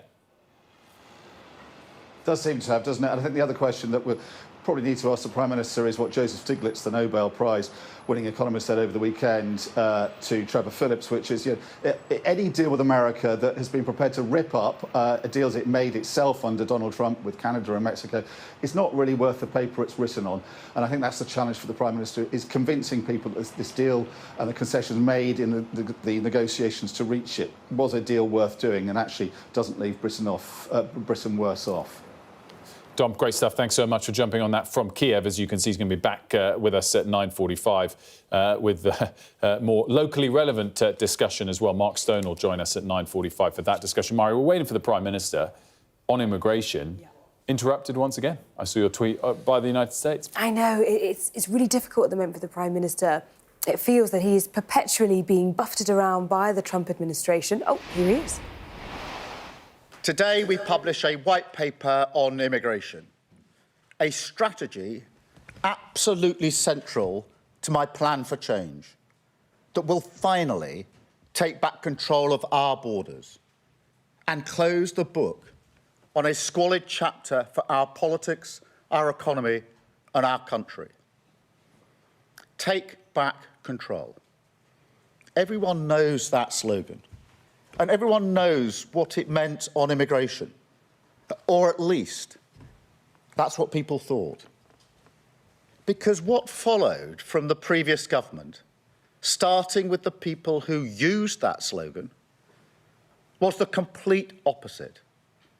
Between 2019 and 2023, even as they were going round our country, telling people with a straight face that they would get immigration down, net migration quadrupled until in 2023 it reached nearly 1 million. That's about the population of Birmingham, our second largest city. That's not control, it's chaos. And look, they must answer for themselves. But I don't think that you can do something like that by accident. It was a choice made even as they told you, told the country, they were doing the opposite. A one-nation experiment in open borders, conducted on a country that voted for control. Well, no more. Today, this Labour government is shutting down the lab. The experiment is over. We will deliver what you've asked for time and again, and we will take back control of our borders. And let me tell you why. Because I know, on a day like today, people who like politics will try to make this all about politics, about this or that strategy, targeting these voters, responding to that party. No. I'm doing this because it is right, because it is fair, and because it is what I believe in. Let me put it this way. Nations depend on rules, fair rules. Sometimes they're written down, often they're not. But either way, they give shape to our values, guide us towards our rights, of course, but also our responsibilities, the obligations we owe to each other. Now, in a diverse nation like ours, and I celebrate that, these rules become even more important. Without them, we risk becoming an island of strangers, not a nation that walks forward together. So when you have an immigration system that seems almost designed to permit abuse, that encourages some businesses to bring in lower-paid workers rather than invest in our young people, or simply one that is sold by politicians to the British people on an entirely false premise, then you're not championing growth. You're not championing justice, or however else people defend the status quo. You're actually contributing to the forces that are slowly pulling our country apart. So yes, I believe in this. I believe we need to reduce immigration significantly. That's why some of the policies in this white paper go back nearly 3 years. Why I told the Labour Party conference, taking back control is a Labour argument. And why, most importantly of all, inward migration is already falling with this government. It's about fairness. And look, I mean, migration is part of Britain's national story. We talked last week about the great rebuilding of this country after the war. Migrants were part of that, and they make a massive contribution today. And you will never hear me denigrate that. But when people come to our country, they should also commit to integration, to learning our language. And our system should actively distinguish between those that do and those that don't. I think that's fair. Equally, Britain must compete for the best talent in the world, in science, in technology, in healthcare. You can't simply pull up a drawbridge, let nobody in, and think that's an economy that would work. That would hurt the pay packets of working people without question. But at the same time, we do have to ask why parts of our economy seem almost addicted to importing cheap labour, rather than investing in the skills of people who are here and want a good job in their community. Sectors like engineering, where visas have rocketed while apprenticeships have plummeted. Is that fair to Britain? Is that fair to young people, weighing up their future to miss out on those apprentices? To see colleges in their community almost entirely dedicated to one-year courses for overseas students? No, I don't think that it is. And truth be told, I don't think anybody does. Yet that is the Britain this broken system has created. So as this white paper sets out, every area of the immigration system, work, family and study, will be tightened up so we have more control. Skill requirements raised to degree level. English language requirements across all routes, including for dependents. The time it takes to acquire settled status extended from 5 years to 10. And enforcement tougher than ever, because fair rules must be followed. Now, make no mistake, this plan means migration will fall. That's a promise. But I want to be very clear on this. If we do need to take further steps, if we do need to do more to release pressure on housing and our public services, then mark my words, we will. But it's not just about numbers, because the chaos of the previous government also changed the nature of immigration in this country. Fewer people who make a strong economic contribution, more who work in parts of our economy that put downward pressure on wages.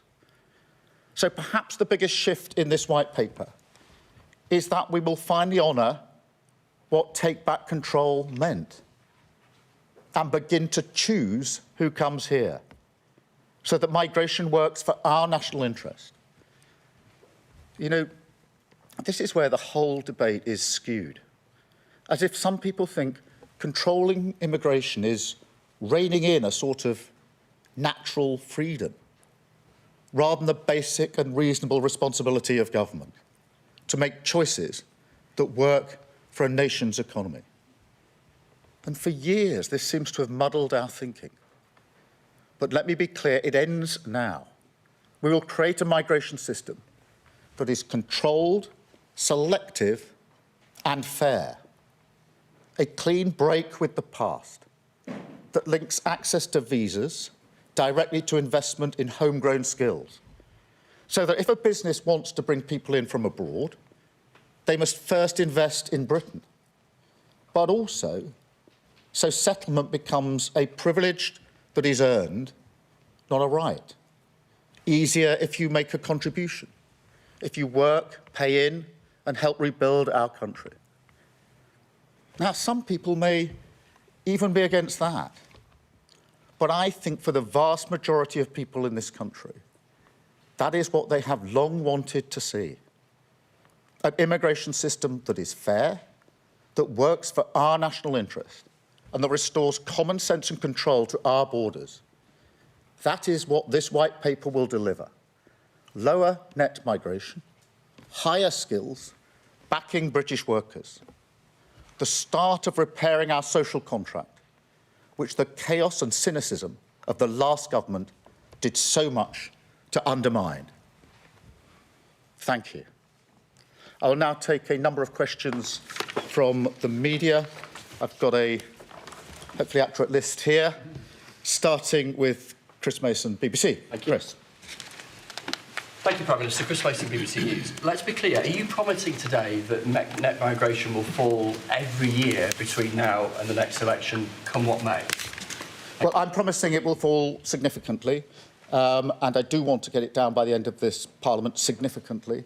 That is what this plan is intended to achieve, the complete opposite of what you saw in the last 4 years. It is, frankly, incredible that net migration quadrupled in 4 short years to nearly 1 million. This white paper, these plans bring it back into control, make sure it's controlled, that is selective, that we decide who comes to this country, and that it is fair. And that's what we will do, significant reduction in immigration. And as I've indicated, if it becomes necessary to take further measures, then that's what we will do. Thank you. Robert, ITV. Robert Beston, ITV. Prime Minister, you know that countries that want to grow are in a global race for top talent. Your number one priority is growth. Haven't you shot yourself in the foot by insisting that those who want to be citizens now have to live here twice as long as those who want to be American citizens? And if I may, we've just heard that there will be a 90-day massive reduction in the tariffs that China and America are imposing on each other. Are you relieved that at least temporarily they've laid down their economic arms? Well, let me take both those points, although I'm not encouraging 2 questions each because we've got to just get through this. On the growth question, on the growth question, I do think this is worth taking some time on because the theory that higher migration numbers necessarily leads to higher growth has been tested in the last 4 years. So we've had the highest net migration when the last government lost control to nearly 1 million and stagnant growth. And so that link doesn't hold on that evidence. The second thing is that this white paper is not just a white paper on immigration, it's also a white paper that deals with skills and training. And one of the reasons that we've had stagnant growth, in my view, for years, is because we've underinvested chronically in skills and growth. So by putting skills and growth into the same plan as migration, which is something businesses have been asking for years, you actually answer the growth question as well. And I should say as a footnote to that, as you heard in the speech and you'll see in the white paper, in relation to high talent, where we want the very best into the country, we will have routes to get that talent into this country. And I think there's real potential for us to do so in the current environment, and we intend to do so.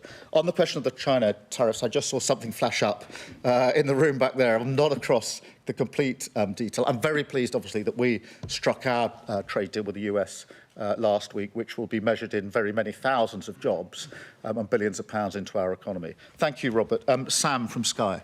Sam.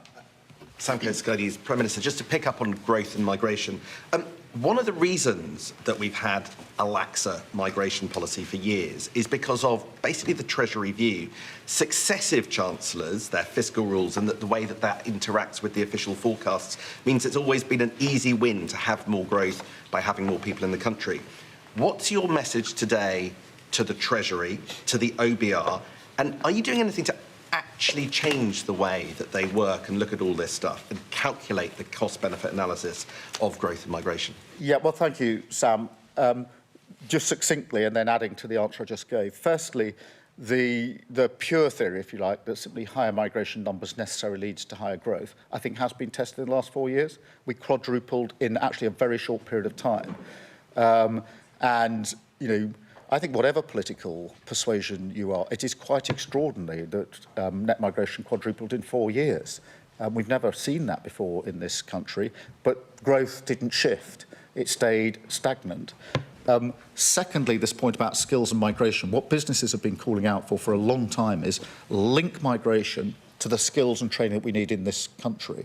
In the past, governments have done sort of knee-jerk reductions without making that link. We're making that link in this paper, which is really important in terms of where we go with the economy, because I do think it's underinvestment in those areas that's caused a lot of the problem. The other thing that the paper is doing is readjusting the model, because it's got to a place now where there's many more low-skilled jobs rather than high-skilled jobs. So by adjusting the threshold for skills, this allows migration to be in the areas of high skills, which are more likely to make a significant contribution to our economy. Thank you very much, Sam. I've got Gary from Channel 4. Thank you very much, Prime Minister. Have you been on a bit of a journey yourself on this? Did you used to believe that higher immigration led to higher growth? Would Keir Starmer a few years ago have talked about an island of strangers? Are you one of the people who now thinks that Article 8 of the ECHR is actually a problem and not something that's just exaggerated by other people? Well, Gary, thank you very much. I invite you to dig out my conference speech at Labour Party conference. I know you remember them all. But 3 years ago now, I think it was, when I made the very political argument that I've made this morning, which is that take back control, understanding why you need control, selection of fair immigration is a Labour argument. And once you've dug out that transcript, there's then the speech I made to the CBI, I think about 3 years ago, making the same argument in relation to business, saying too many businesses, in my view, are too dependent on migration rather than training and skilling up people in this country. And that was, I was signalling to the CBI then that would change under a Labour government. So there's a core consistency through here. On Article 8, yeah, we do want to ensure that the right balance is made in migration cases in relation to the national interest. There's a balance set out in legislation already. That needs to be adjusted, in my view, and that's what we will do. Thank you, Gary. Chris Hope, sorry. There's a lot of Chris's. Chris Hope, GB News.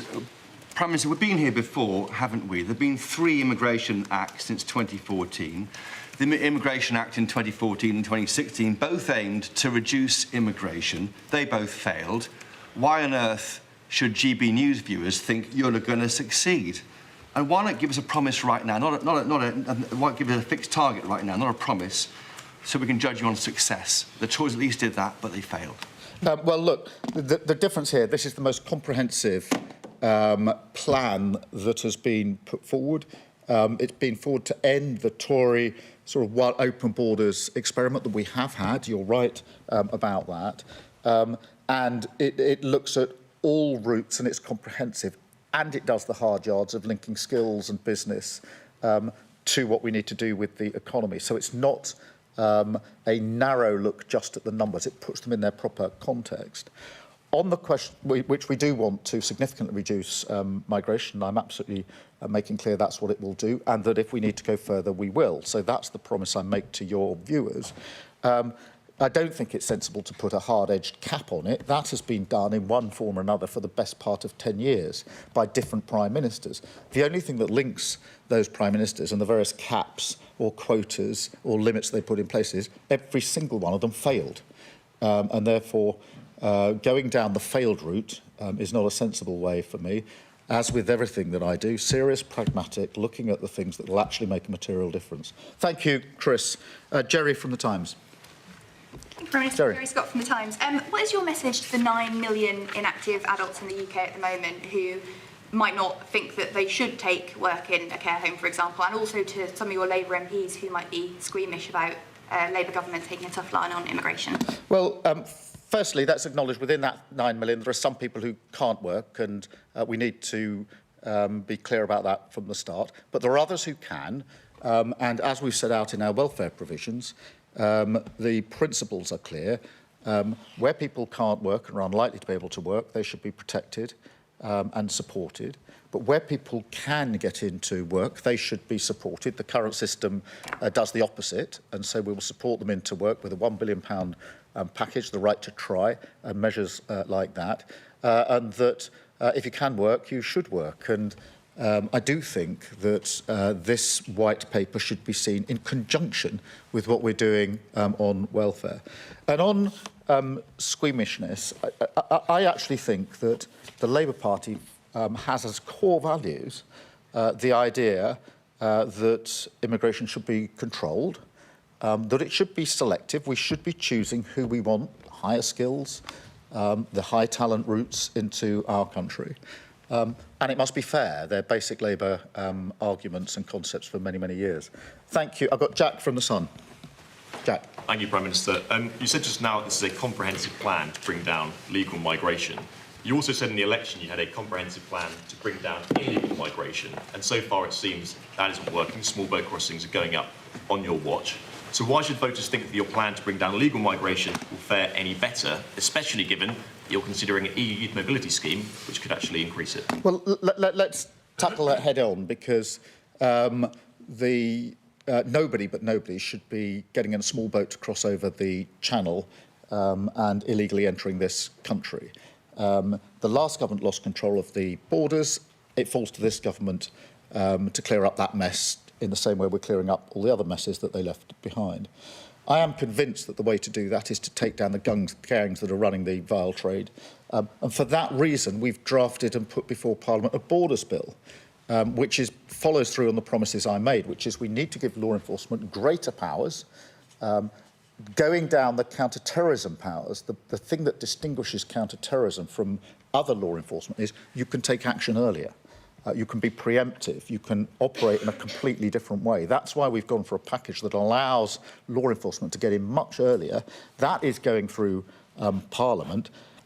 Who is voting against that? The Tories, who caused the problem in the first place. Thank you, Jack. Martin from the Daily Mail. Martin. Prime Minister Martin Beckford from the Daily Mail. Gary asked if you've been on a journey on net migration. Similarly, you talked about tough enforcement. One of today's measures is for foreign nationals convicted of any offence to be considered for deportation. Yet just 5 years ago, you signed a letter calling for the halt to a deportation flight that contained, amongst others, 2 people convicted of rape and 3 of GBH.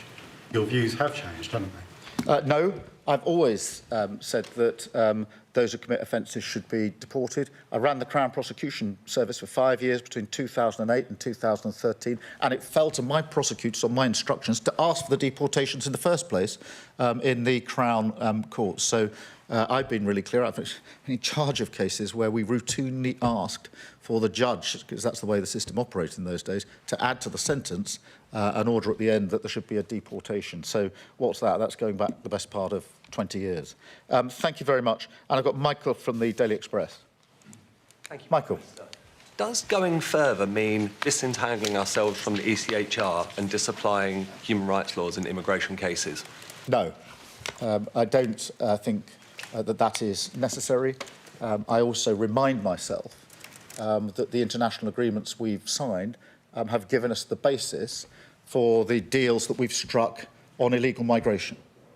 So the Home Secretary has moved fast, working with other countries, to put in place materially improved deals with other countries in relation to migration. That would not have been possible if we had been saying at the same time we're about to withdraw from our international obligations. I could give you many more examples than that, but you can't strike those deals with other countries to work more closely together on law enforcement to smash the gangs, and to work on returns agreements, which is what we want to do, if in the next breath you're saying you don't believe in international law. If you do, you can strike the deals. If you don't, you can't. And one of the features of the last government is they struggled to strike these deals because other countries said, if you don't comply with international law, why should we write and agree an international agreement with you, which to me is plain common sense. Thank you very much. Thank you. The Prime Minister wrapping up his press conference there on immigration moments ago. Mari's here with me. Sam will join us momentarily. You heard him asking a question in there. Mari, I mean, there's lots of details in there which we'll get into, and there's often been quite a criticism of the Prime Minister for not setting a target, a numeric target to get numbers to on migration. But he made a very clear promise there. Migration will fall, that's a promise. That's much further than he's gone before, as explicitly as that. Well, he's trying to make it sound like it is this huge pledge. The difficulty is, without a number attached, it sounds like a vague promise. That's realistically how it's going to be interpreted. Although he is promising and essentially saying, if I do not deliver this, you know, you can essentially massacre me at the ballot box. What was interesting is he was asked a question about the fact that he wouldn't give a target, but they said, nonetheless, would you at least promise to reduce migration every year of this Parliament? And he wouldn't commit to that either. He only committed to reducing immigration by the end of this Parliament. So the question will be, at the moment, he's got about 4 years before he needs to make good on that promise, that big pledge to cut immigration, rather than being kind of held to account on a yearly basis while he is in power. It gives him some breathing room. Perhaps he can do more deals, but nonetheless, other people might argue that actually it allows him to potentially talk and not act for a little bit longer before a general election. Lots of questions there. I do think Sam's was the most interesting. It got to the heart of this issue about whether more migration tends to lead to higher economic growth. And he did, while not answering really Sam's question and the depths of it about the battle between the OBR and Treasury's kind of traditional thinking and what some governments of the day might want to do, he did repeat the kind of sense that we got from the Home Secretary yesterday, that this link between migration and growth has been disproved in recent years, which, again, maybe didn't answer Sam's question, but was significant.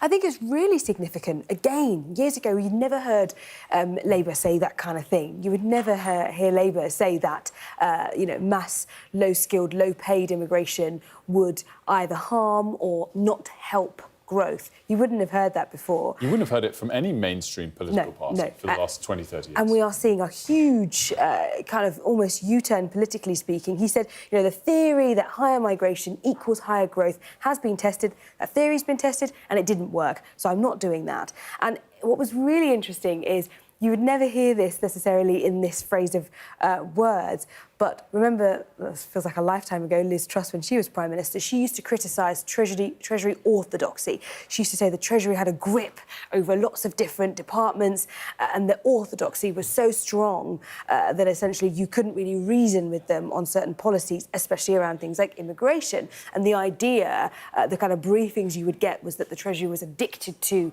immigration because they felt that that was the only lifeline we had left in terms of growth. What's really interesting is it is a bit of an uncomfortable conversation when you are having a situation where growth is so stagnant, when you're trying to find any way of boosting growth. What was really interesting as well on that point was until he was directly asked about it, Keir Starmer never used the word growth. He didn't actually mention growth in the statement. He waited until he was asked by Sam Coates, Robert Peston and several other journalists. He didn't bring attention to it. He let us come to that topic. And I think that was actually quite significant as well. Just quickly at the end, today's announcement's much more meant to focus on legal immigration, but there was a question about disapplying the Human Rights Act, which is a kind of Tory issue as it relates to illegal migration. What was his answer on that? Yeah, so he was asked whether that was the time, now is the time to start pulling out of international treaties, perhaps, disapplying the Human Rights Act for asylum cases, those kinds of things. Categorically, he said absolutely not, partly because his background is a human rights lawyer, so some would say it would have been slightly hypocritical. But what he's arguing is that the only way the UK can strike deals with other European partners when it comes to reducing illegal migration, so that's collaboration when it comes to, you know, tackling small boat gangs, for instance, but also those... Essentially what he's saying is without being signed up to those international treaties, we would never be able to get those kinds of deals that allow us to collaborate deeper and further with nations like France and Italy, for instance. And he's basically saying if you pull out of those international treaties, you've got absolutely no chance of stopping illegal immigration because you can't collaborate with those other nations because they won't want to touch you with a barge pole. That is his argument. I mean, it's really fascinating, but what's also interesting about it is some of the earlier rhetoric we just touched on makes him have less breathing room between some of the rival parties. On that, on illegal immigration, it maintains quite a big difference between his position and the positions of the Conservatives and the Reform Party. We're going to talk to the Conservatives' Matt Vickers to get their reaction at 9:15, so in a little bit of time. And we're going to continue analysing this and the other top story of the day. You are joining us again at Sky News Breakfast. It is 9 a.m. Two top stories of the day. The Prime Minister has just announced in Downing Street his vision of how to tackle immigration in this country ahead of the publishing of a white paper shortly later today. The headline being that he says migration will fall. That's a promise, followed by a Q&A where some questions were answered, others were not. The other big story of the day is that China and the US have put their weapons down, or most of their weapons down, in the scale of their trade war. More on that in just a moment. But the top story remains that press conference we just heard from Sir Keir Starmer in Downing Street moments ago. Here was the question from our Sam Coates. One of the reasons that we've had a laxer migration policy for years is because of basically the Treasury view.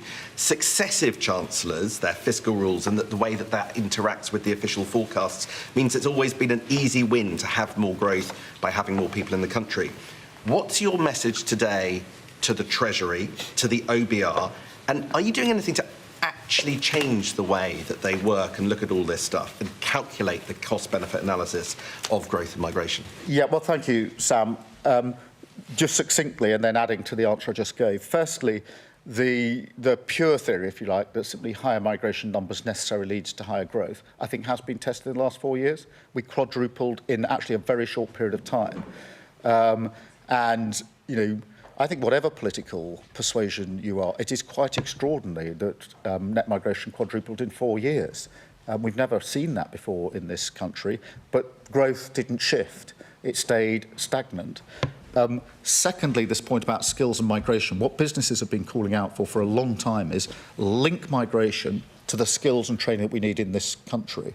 In the past, governments have done sort of knee-jerk reductions without making that link. We're making that link in this paper, which is really important in terms of where we go with the economy, because I do think it's underinvestment in those areas that's caused a lot of the problem.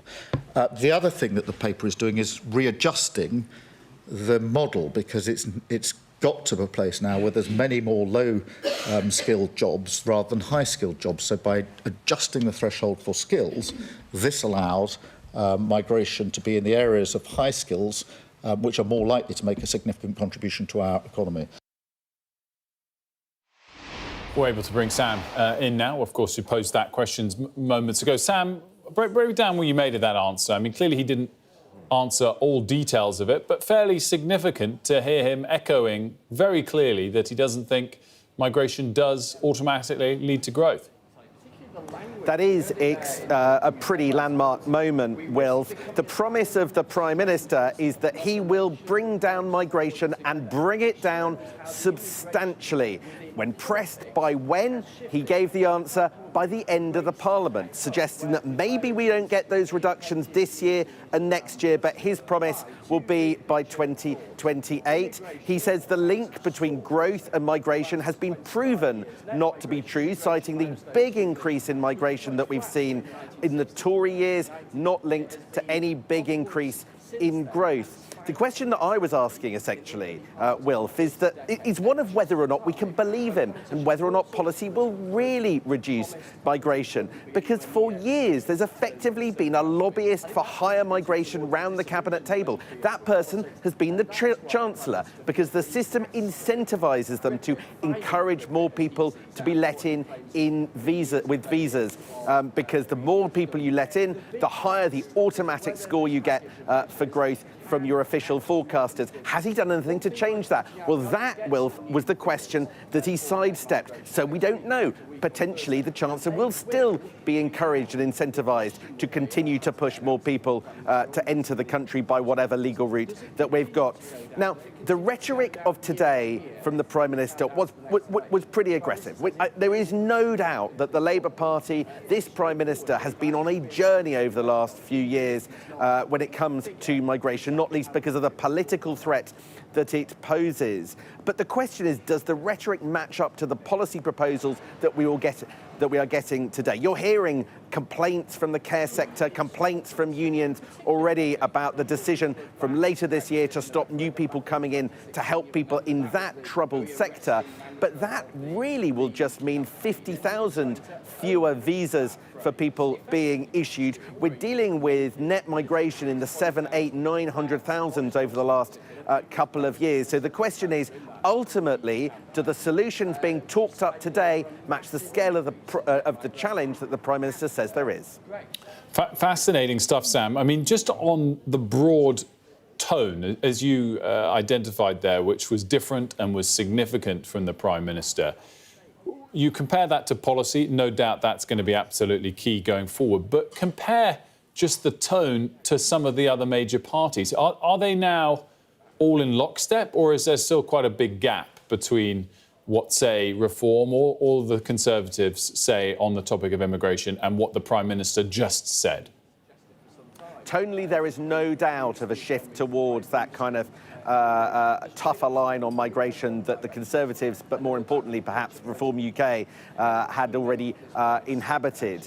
But is there a gap? Yes, well, there's a huge gap. Both the main challenger parties want an absolute cap on net migration. Reform UK wants net migration at 0, but there is no specific number that this government is targeting. There were reports in the Times over the weekend that people around the Prime Minister want the figure to be somewhere around net migration of 200,000, 250,000 by the end of the Parliament. Yvette Cooper, the Home Secretary, out and about on the airwaves yesterday, insisting there is no cap. Sam, as always, thanks so much. Sam Coates there for us in Downing Street. Mari's, of course, still here with us. And Mari, I mean, the other gap, obviously, will be on this point about Human Rights Act, European Convention on Human Rights that we mentioned, of course, last hour as well. The other question is going to be how quickly we start to see the results and whether that is sufficient or not for the Prime Minister. And one gets the feeling that if it's going to tick up in the next couple of years, will delivering on the final year of a Parliament make much difference to them? I think it's really tricky. I also think what's really tricky is, as part of the speech that Keir Starmer just gave, he said he blamed the Tories on their record in government when it comes to increasing immigration, when they promised the absolute opposite. And he said you can't do something like that by accident. It was a choice. Now, he may regret saying that because you could then potentially use that against Keir Starmer and say, well, small boat crossings have gone up under your watch. So is that therefore a choice as well? Mm-hmm. And so you can suddenly weaponise his words against him.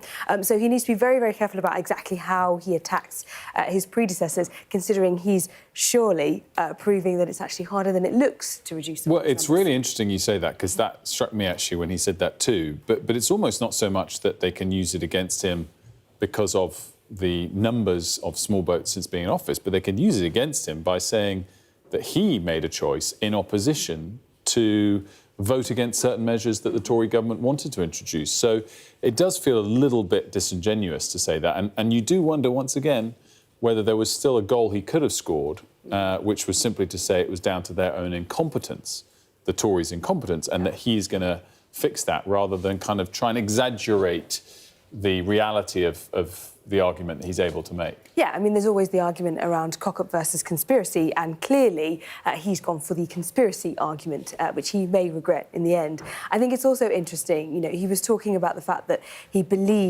truly believes and has always believed that this sort of immigration was completely unacceptable and unsustainable. But Sam rightly does point out that Labour has been on a journey on this, irrespective of the fact that they might say they haven't.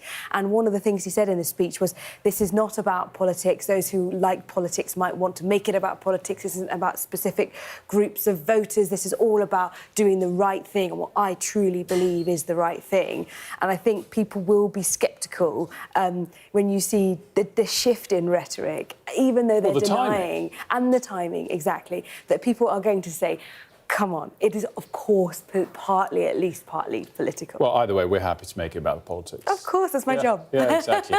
I mean, it's his job too, so let's be real there. Mark Gressaf, as always, thank you so much for that. We've got more breaking news. Busy morning it's been there so far. Well, Hamas say it will release Idan Alexander, an Israeli soldier who holds American citizenship, that we were speaking about earlier, today. That's the breaking bit of the news. The 21-year-old is believed to be the last living American hostage in Gaza. Let's bring in our Middle East correspondent, Ali Bunkel. Ali, we discussed this news a couple of hours ago, but we didn't know when the release would be. Yeah, and Hamas saying it will be today. We're not sure exactly when today. I mean, we've been speaking to the Israeli military. They're putting their preparations in place as well. I mean, I think to some extent they're sort of running to catch up with all of this because it was announced pretty late last night. But there is a sort of a mechanism for this happening, as we've seen in the past. Hamas will hand over the hostage, in this case, Idan Alexander, to the International Committee of the Red Cross. Hamas say without any fanfare. We've seen them parading hostages on stage before in rather unseemly scenes, but I think they won't want to do anything that antagonises the Americans. They're saying that this is a goodwill gesture to the United States, I think in the hope, from Hamas's perspective at least, that a wider ceasefire can be agreed in the coming days. That's some way off, though, at the moment.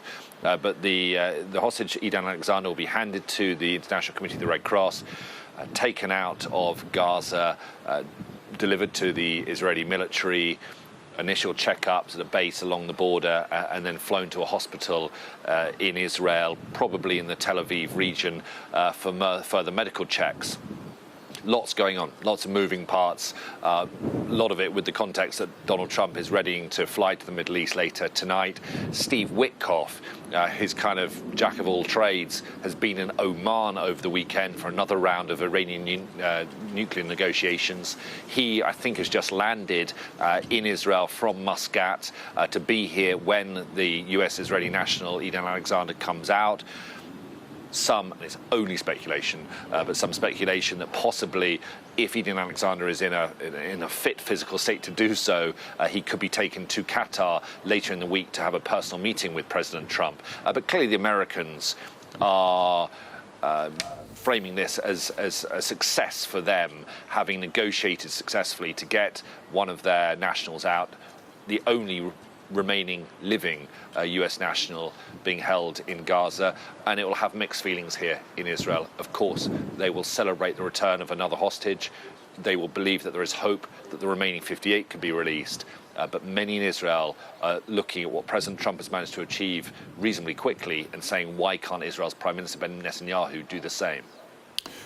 Well, I guess also linked to all of this, Ali, is the question about quite where the relationship is between President Trump and Benjamin Netanyahu right now. Yeah, which is really interesting, and actually quite a lot of the media chatter over the last 24, 48 hours here, and I think in Washington, has been around that. Because, you know, the Americans traditionally, when they're doing business here or in this region, you know, would always have their ally Israel pretty close in on discussions. But there's been a number of events over the last week or so, well, even stretching beyond that, where the White House seems to have operated unilaterally. I mean, I'm thinking of the Iran talks when Netanyahu was basically summoned to the White House and was told in front of the cameras that this is what would be happening, and the Israelis are briefed on what's going on in those talks, but they're not part of those talks. Then you had last week Trump announcing that they'd done a ceasefire deal with the Houthis, so the Houthis would stop attacking Red Sea shipping, but the Houthis are still attacking Israel. So that's disappointed a lot in the Israeli government that the Americans will not defend Israel in that regard. And now this deal that has been done as well, again, without Israel involved in it. Trump posting on Truth Social, thanking the Egyptians and the Qataris as the mediators, but pointedly not mentioning the Israelis. And then the fact that you've got a US president making his first major international visit coming to the Middle East. He's in the neighborhood, but he's not coming to Israel. At least there are no plans for him to come to Israel unless something dramatic changes. And a lot of people will see that as a snub. Israel is still in a war with Gaza. The Israeli government will say they're in a war still on 7 fronts, and yet their closest ally, the US president, is not paying them a visit, and I think people are reading quite a lot into that. Absolutely fascinating as always, Ali Bunkle. Thank you so much for that. We have another bit of breaking news on the international front coming just moments ago. The Kurdistan's Workers' Party, the PKK, will dissolve itself and end its armed struggle with Turkey. In February, the militant group's jailed leader had called on the organisation to dissolve and disarm itself to end a conflict which has claimed tens of thousands of lives since the 1980s. We'll get you more on that when we get it, but that just crossed moments ago. Now to the other top story of the morning. The United States and China have agreed on a deal to slash trade tariffs on each other for 90 days. Over the next few days, the United States will lower its tariffs on Chinese goods from 145% to 30%, while China will lower theirs from 125% to 10%, according to the joint statement. And earlier, US Treasury Secretary Scott Bessent held a news conference. Here are some of the highlights. We have reached an agreement on a 90-day pause and substantially moved down the tariff levels. Both sides on the reciprocal tariffs will move their tariffs down 115%. Well, markets in Asia and the US are euphoric, frankly, but not so, or to the same extent at least, in Europe, but up just shy of 1% or so for most European indices. Let's have a look at the FTSE 100, which I guess really illustrates that point, is flat, marginally lower. And we've also got a little look at currencies, where there is also quite a big reaction with the dollar strengthening this morning to the tune of about 1%.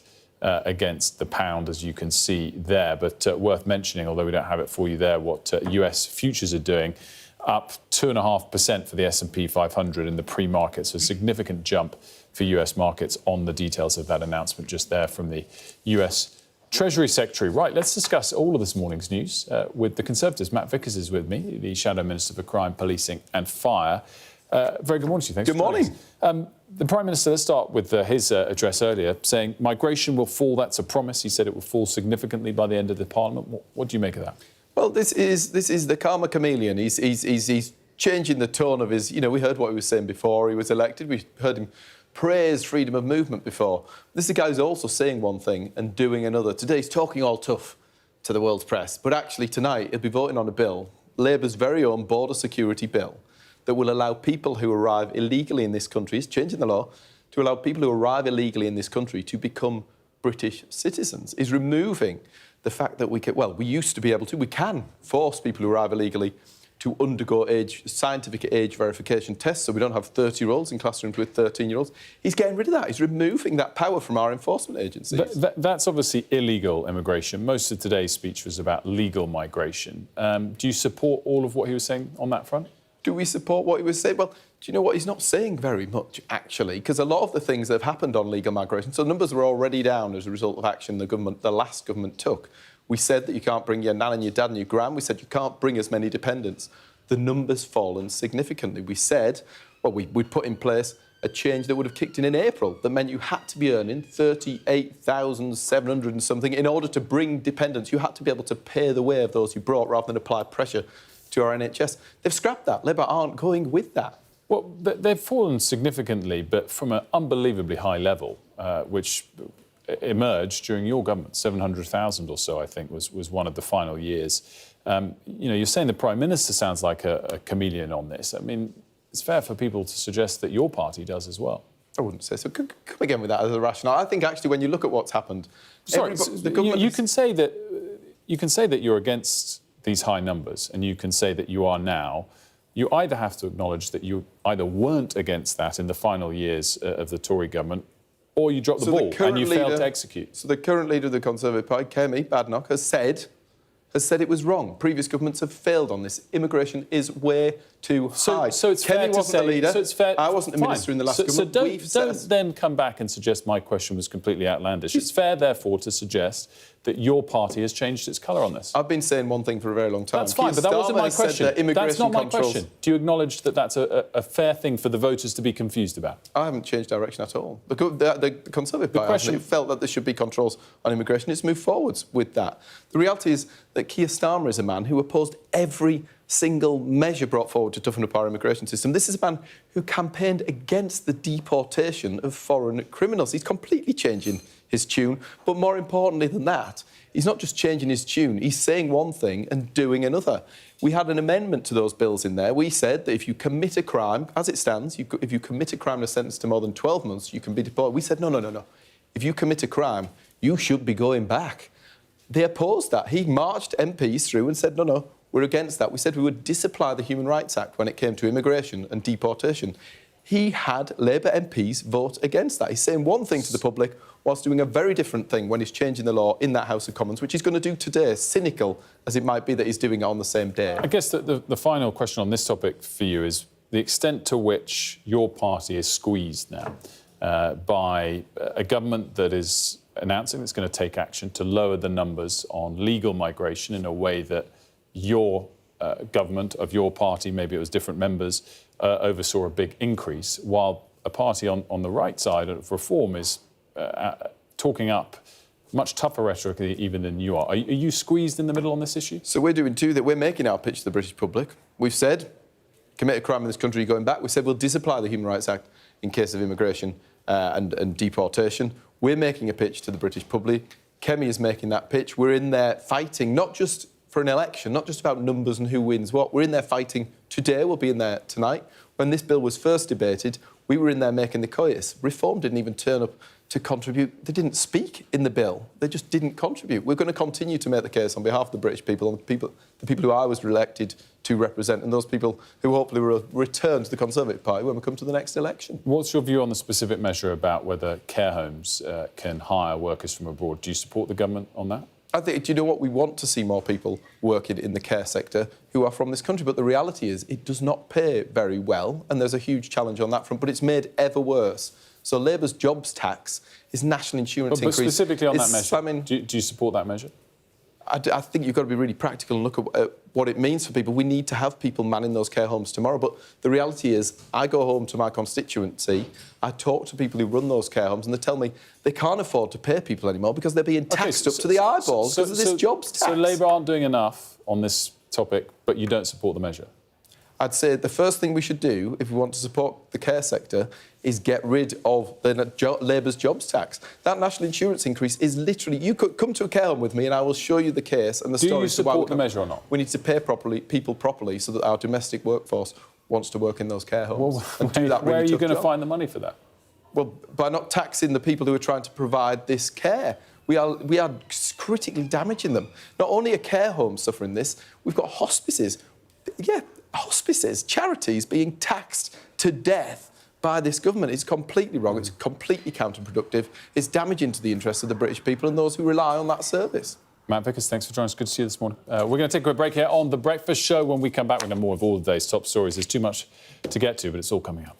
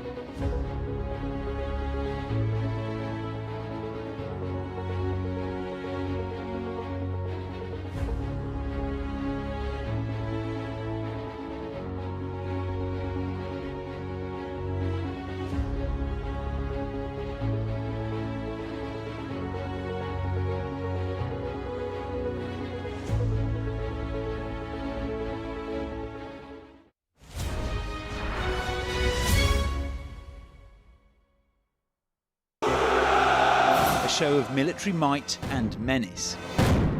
Why should the West trust you? Frankly, I don't care whether the West trusts us or not. Sky News. Get the full story first. Have a quick word for Sky News. Is the West right? Are you fueling Russia's war machine? American journalist Evan Gershkovich is on trial here, but was first on display. I'm Ivor Bennett, Sky's Moscow correspondent.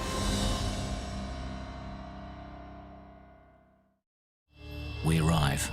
A secret hospital hidden in the Myanmar jungle, treating the victims of this bloody war. This is Myanmar today. Its military rulers don't want the world to see, but we have. I fight for my own future. I fight for my generation's future. This is an actual crime. They don't care for that. Myanmar army is only a couple of kilometers away. So this is a major humanitarian disaster.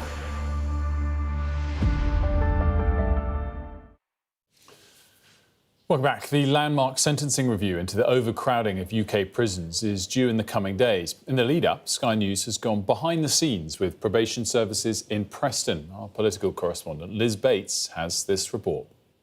Wow. That one. Oh my God, you look like a totally different person. It's unbelievable.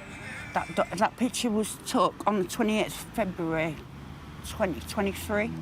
Charlie has transformed herself and her life. Compared to her time as a junkie shoplifter in Leeds, those are her words. After decades of being in and out of prison, court-ordered rehab last year changed everything. I'm a prolific shoplifter, getting released homeless and that. All you do is go to trap houses, drug houses, and you're on that cycle again. It's just a continuous cycle, and that cycle needs to be broken. And you said to me earlier that you feel grateful to the judge. Yeah, definitely. Why is that? Because I wouldn't be where I am today if that man hadn't said, has this woman never been to rehab? She's getting support to keep her life on track here at this probation centre in Preston. You're a role model for other people, aren't you?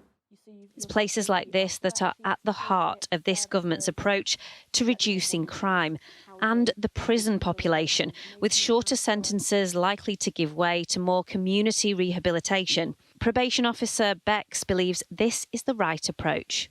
Often the shorter sentences kind of disrupt people's lives. So, for example, people might lose housing because they've gone to prison.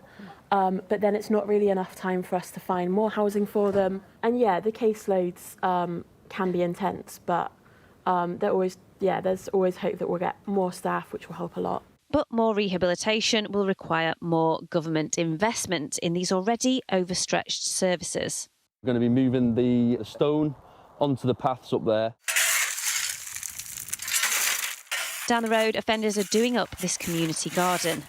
Luke, who runs the project, says this is far from the easy option. When they come on the first day, they actually say, oh, I wish I'd just been put in prison for a few months. Why? Yeah. Why did they say that? I'm not too sure, but maybe they think... Because it's less work? Yeah. Yeah. So maybe they think it's a bit easier in prison. Stephen first went to prison aged 20 for handling stolen goods, motorbikes. Do you feel like this has helped? Yeah, definitely. Really? Yeah, so you've got to stick to your routine, you've got to be here on time, you've got to pull your backside out, do a bit of work. But it's good. As the government cultivates a whole new approach to reducing crime, it's projects like this they're building their hopes on. Liz Bates, Sky News, Preston. Well, Sky's politics presenter Sophie Ridge has been behind the barbed wire top walls of Preston Prison to see a braking system firsthand. Tonight at 7 p.m. we have a special politics hub. We're on the road and we're going to be live from Preston Prison. Of course, we're just days away from the sentencing review being published.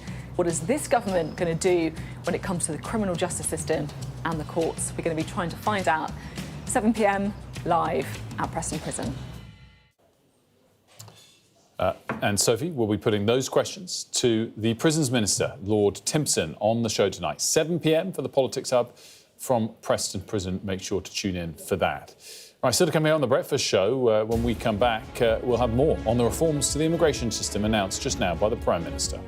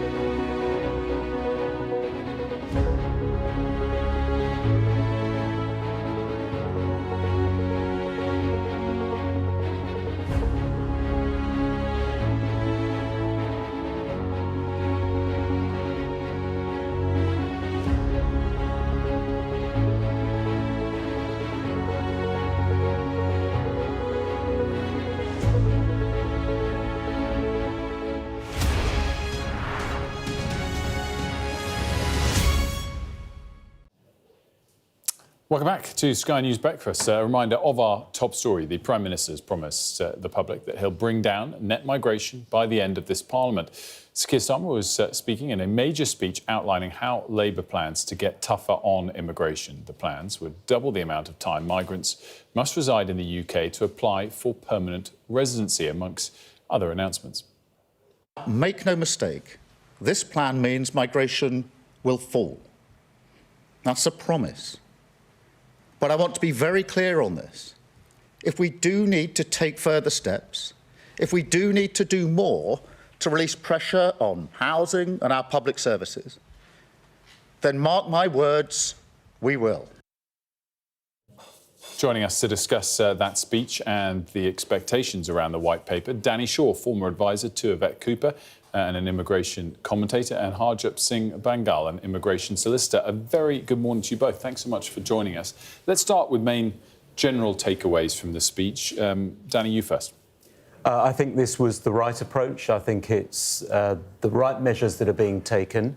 I think it depends, however, the success of it depends on whether there is really going to be investment in skills, training and apprenticeships, and particularly whether there's going to be investment in the care sector to increase pay and improve conditions. Because without that, you're not going to get more domestic workers entering the market, particularly in care and for some of those other jobs. Your takeaway, Harjap?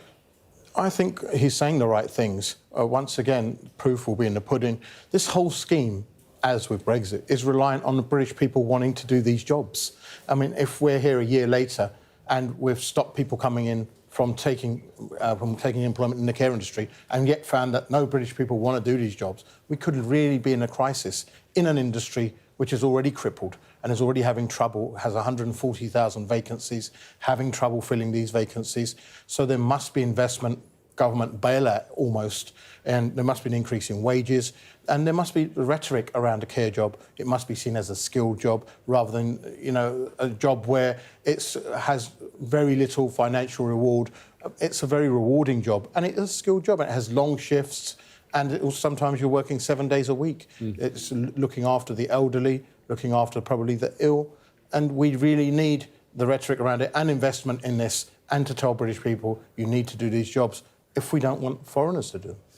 Danny, what about the general big picture point that we heard Yvette Cooper echo yesterday and the Prime Minister reiterate today, that migration, positive net migration, doesn't lead to growth? Is that a huge shift to hear from the Home Secretary, the Prime Minister, in consecutive days? I think that was quite a significant statement by Sir Keir Starmer today, saying, well, we've had these record levels of immigration and net migration approaching 1 million over recent years, and yet look at the growth. It's been stagnant.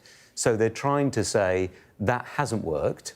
Actually, what you need is more controlled levels of migration, focused on those with skills that we really do need, highly skilled people, and encouraging the domestic workers to take up those jobs. So, yeah, I think a significant statement. Whether it'll be picked apart by economists, I don't know. But I think also politically it's trying to get them out of that sort of conundrum, which is they're going for high growth, that's the goal. But you're stemming migration. They're trying to say, actually, the two aren't connected. Just, Danny, to follow up on that, you advised Yvette Cooper before the election. Do you think that would have been a big cabinet battle between, for example, her and Rachel Reeves to win Keir Starmer over to this point of view? There are always trade-offs. I mean, the general approach, which is, we need to get migration down and we need, therefore, to encourage people into apprenticeships and training here to get more domestic workers to do those jobs. That course was set in opposition, and it's been set for a couple of years, that approach. But of course there are trade-offs. Of course there are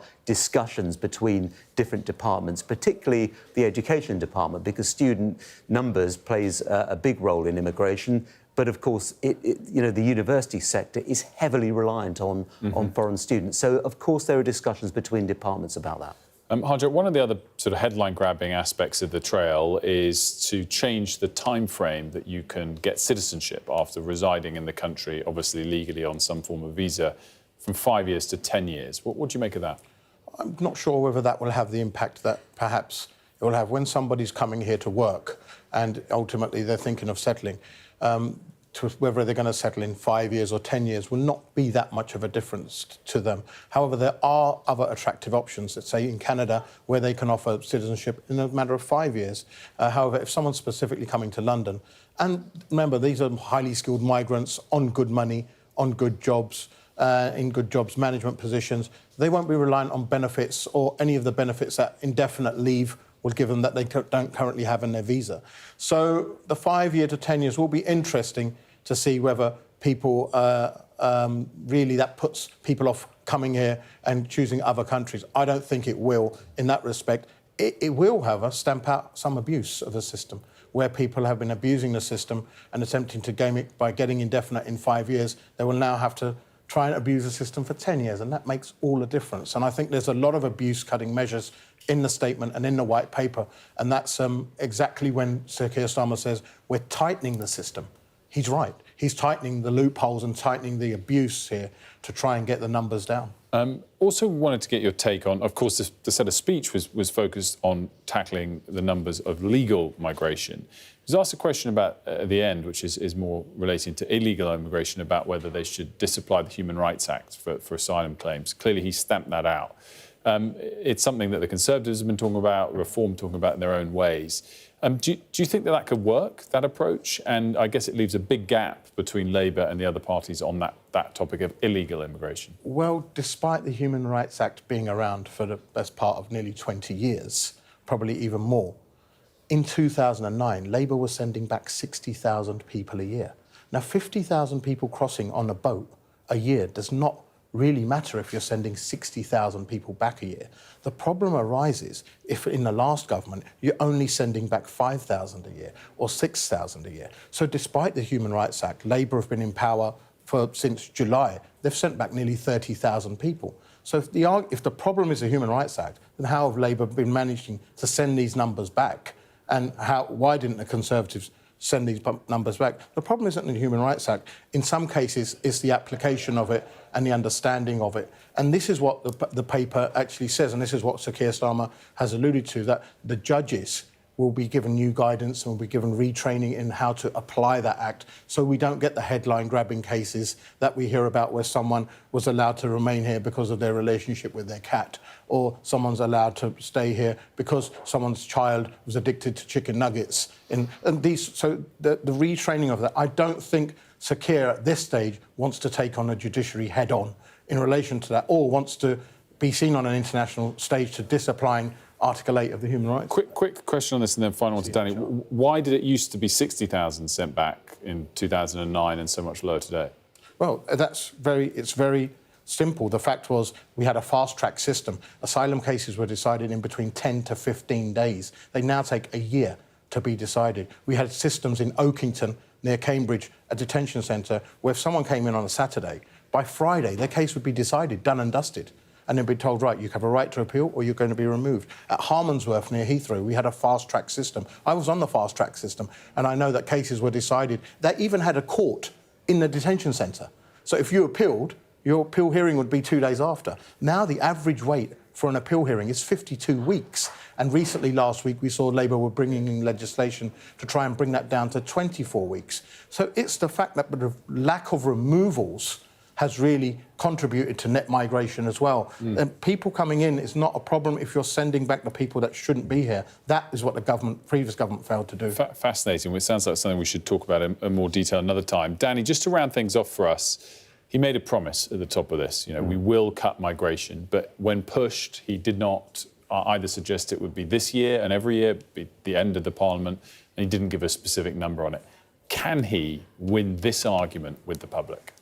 I think he can, and I think he knows that the numbers on net migration are going to go down. We're going to see in a week or so, when the figures come out, that they will be down from the previous high, which was 728,000 net.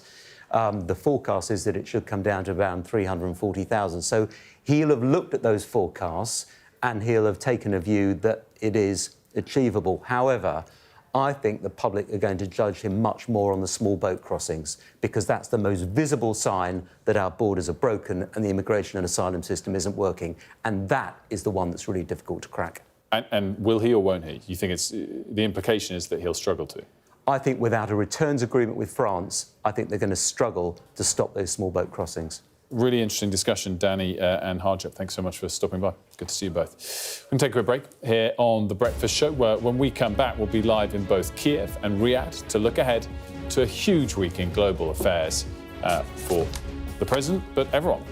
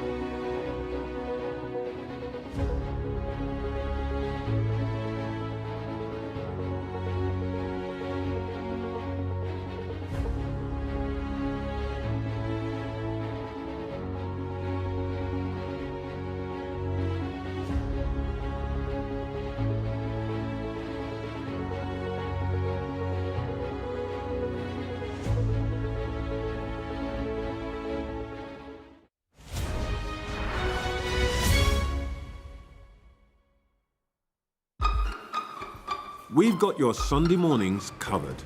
From the front page and the sounds of the streets to the voices of the people who make the major calls and big picture politics beyond Westminster. We'll put you at the heart of our story. I'm ready. Are you? Join me, Trevor Phillips, Sunday mornings on Sky News. This is the game changer seat. Look, it even comes with binoculars.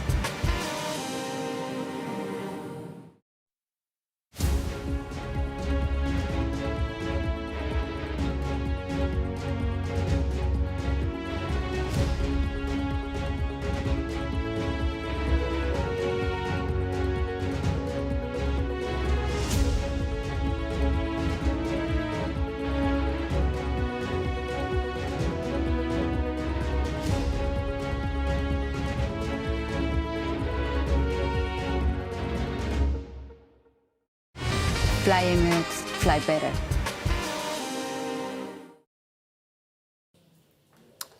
It's a huge week ahead for diplomacy. We've had breaking news this morning on a trade deal between the US and China. Donald Trump is visiting the Middle East, and there's the possibility of direct talks between Ukraine and Russia about bringing an end to the war. Let's bring in now from Kiev our international affairs editor, Dominic Waghorn. And our US correspondent, Mark Stone, due to join us in just a moment from Riyadh as well. Dominic, let's start with where you are and I guess how we got here over the last couple of days or week. Are we expecting direct talks between Putin and Zelensky? Well, I think it's impossible to predict what we're going to see on Thursday. We're either going to see an empty chair moment because Volodymyr Zelensky, his team have told us he is definitely going to go to Istanbul. He's either going to go there, and he says he's going there to wait for Vladimir Putin. He's either going to be there with Putin or with an empty chair, and either of those are going to be big moments, I think, in this war.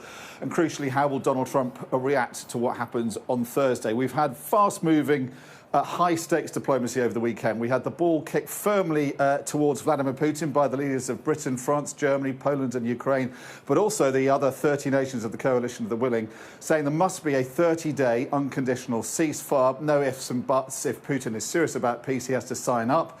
We then saw him wait until 2 in the morning before he kicked the ball back towards Kyiv, saying he didn't want a ceasefire. He wanted to have direct negotiations on Thursday between Russians and Ukrainians, not spelling out that it would be him, but between high-level officials. And then Donald Trump, who Europeans had said was on their side, gave that ball a bit of topspin, saying actually he would like to see those talks and the ceasefire was less important. And then Zelensky kicked it right back towards Putin, saying he will go to Istanbul on Thursday and wait for Putin. And that seems to be regardless of whether a ceasefire happens or not. So the stage is set for what could be a very big moment, I think, on Thursday in the Turkish city of Istanbul. And Mark able to join us now as well from Saudi Arabia. Mark, before we get to the trade discussions, just talk us through the significance of just as the president's coming to the region, Eden Alexander is going to be released today. Ali Bunkel confirming that that's what Hamas is saying the timing will be. And then obviously the moment, as we understand it, the president, though, isn't going to Israel. So it's a really fascinating balance ahead of this week of diplomacy there. Yeah, it's kind of hard to know where to start, actually. And yesterday was an extraordinary day because I got on the plane in Heathrow and with colleagues, we were kind of wondering what the story this week was going to be. We knew it would be big in one way or another because, of course, this is Donald Trump, but we didn't quite know which story would be dominant. And in the space of just a 5-hour flight from Heathrow to Riyadh, so much happened. I mean, all of what Dom just described on the Ukraine story, that all unfolded. And the common denominator, the thread running through it all, was Donald Trump, because it was he who basically told Zelensky to call Putin's bluff and go to Istanbul. That was fascinating. And then we had this word of a potential trade deal with the Chinese, and of course this extraordinary movement that you're referring to in Israel as well. So much is happening, and very, very quickly. Donald Trump is determined for stars to align this week. This is his first foreign policy trip of his second presidency. He's coming here to the Kingdom of Saudi Arabia for a variety of reasons, and he hopes that whether it's in Ukraine, whether it's in Gaza, China, perhaps India, Pakistan, Iran as well, that key challenge, that stars could align and he could walk away from this week, maybe via Istanbul if things go well, to a changed world as he would see it. Extraordinary when you list all of the items for us there, Mark. But I do think this morning the top news item of the day is the US-China news item. And that even comes after we had half of the surprise yesterday. But to get the details, I'll just remind our viewers of this.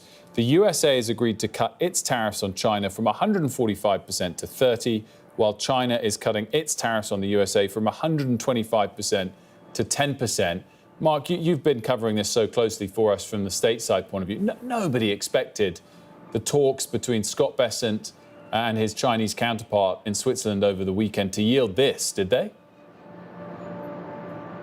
No, and in fact, just a few days before the weekend, there wasn't any expectation that they would even be talking. I mean, the US president has been saying for quite a long time, yes, we're talking to the Chinese, but the Chinese were denying that. There was certainly no leader-to-leader conversation taking place. But then very, very quickly, suddenly we discover that actually they're going to have meetings, the Treasury Secretary and his counterpart in Switzerland. They only had a day or so's meetings, and then the rabbit came out of the hat and they had a deal. Look, we do have a bit more detail, and yes, it's remarkable it's gone down from 130-odd% to just 30. Donald Trump on I think Friday was saying that maybe the tariffs could rest at 80%, so 30 is incredible.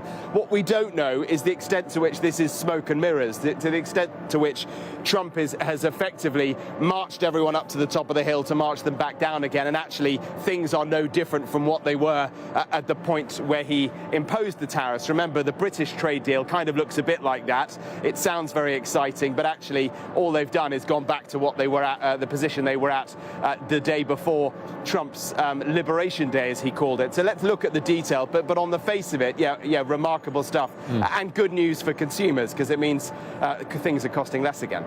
Well, good news for market participants as well. The Nasdaq futures up 3.5%, I guess celebrating as if it's more than smoke and mirrors for now, at least. Dominic, stepping back from all of this, I mean, the list of achievements, in inverted commas, over the course of the last 4 or 5 days is striking when it comes to global affairs for President Trump. It raises that question once again. Is there method behind the madness? Yeah, I mean, I'm not sure we can call them achievements. Certainly, diplomacy is moving fast and unpredictably. But I think the common thread here is actually also that we're learning a lot more about Donald Trump and the way he and his team do diplomacy. And you could argue that it shows that his word doesn't really mean as much as you might think. And he is very quick to change his mind. So with the Chinese, he was clearly determined, it looked like, to have a long, protracted trade war with the Chinese until that imbalance of trade was resolved and fixed. And he has blinked first. He has moved and crumbled, it seems, over just a weekend of negotiations. We assume worried by the warnings from the likes of Walmart and other big corporations in America of the possibility of empty shelves and rising prices. So he has shifted on that, and he's also shifted over Ukraine, because on Saturday we were certainly told by European allies that Donald Trump was foursquare with them on the threat of sanctions and more military aid to Ukraine if a ceasefire was not enforced. And then he switched sides effectively, as we've seen him do several times, and come down on the side of the Russians. And if you're people like an Iranian negotiator planning to do a deal with Donald Trump, you're learning a lot about the way he does his diplomacy. You won't be so worried about his opening position, but also you might be worried also about what his word will mean at the end of the deal. Is his signature going to mean as much as it might do if they do a deal, for instance, the Iranians with the Americans? Mark, just wrap things up for us. Remind us of the agenda, which would have been what we were talking about almost solely, if not for all of this other news. And we're going to see some pretty fascinating bilateral press conferences, which have been pretty interesting back in the Oval Office, but they'll be perhaps even more interesting given who he'll be sitting alongside in the week ahead. Yes, so he will take off from Washington later on today. He will arrive here in Riyadh tomorrow morning, a couple of days in Riyadh. Then he'll go to Doha, Qatar, and then he'll go to the United Arab Emirates. And at the end of the week, who knows? I mean, if we do get this prospect of Zelensky and Putin side by side in Istanbul, then surely Donald Trump would want to be there, because he has made that happen. And I think you've got to give him the credit for that, absolutely. If it happens, it will be down to Donald Trump knocking heads together. So maybe he'll end up in Istanbul, but it's going to be a really, really interesting trip. I think the week will be consequential. Great stuff. As always, thanks so much for that, Mark and Dominic. Great to have you both with us. Not long left on the end of the show. What an action-packed morning it's been. And guys, I mean, Mari, we thought we'd just be talking about the Prime Minister on immigration today. I know, and here we are talking about so many other things related to foreign policy and tariffs. And this is part of the problem, is often you get Keir Starmer being overshadowed or buffeted around by other foreign events. And it's actually interesting because a lot of Labour backbenchers have criticised Starmer for being really great internationally, but perhaps lacking domestically. And today was his moment, really, to try and show that he had a laser-like focus on domestic politics, on delivering for the UK as a nation, and therefore that big announcement around immigration. And yeah, as usual, slightly overshadowed once again. Well, to be fair as well, unlucky on his part, because 8:30 a.m. he probably thought he'd beat the US news cycle, but forgot the Treasury Secretary was in Switzerland. Well, that's... and also off the back of a busy weekend in Kyiv, you know, hosting talks with the Coalition of the Willing, so it's never-ending. It's never-ending, exactly. There was lots of stuff to talk about. And what time did we get the white paper today? So it's supposed to be out now. We are still waiting. It's supposed to be 9:30, so any minute now. There we go. We're also going to get the results of the sentencing review and a special programme from Preston Prison, by the way. Make sure you watch that. That's at 7 p.m. with Sophie Ridge on the Politics Hub. But up next, Sky News Today with Gareth. Don't go anywhere.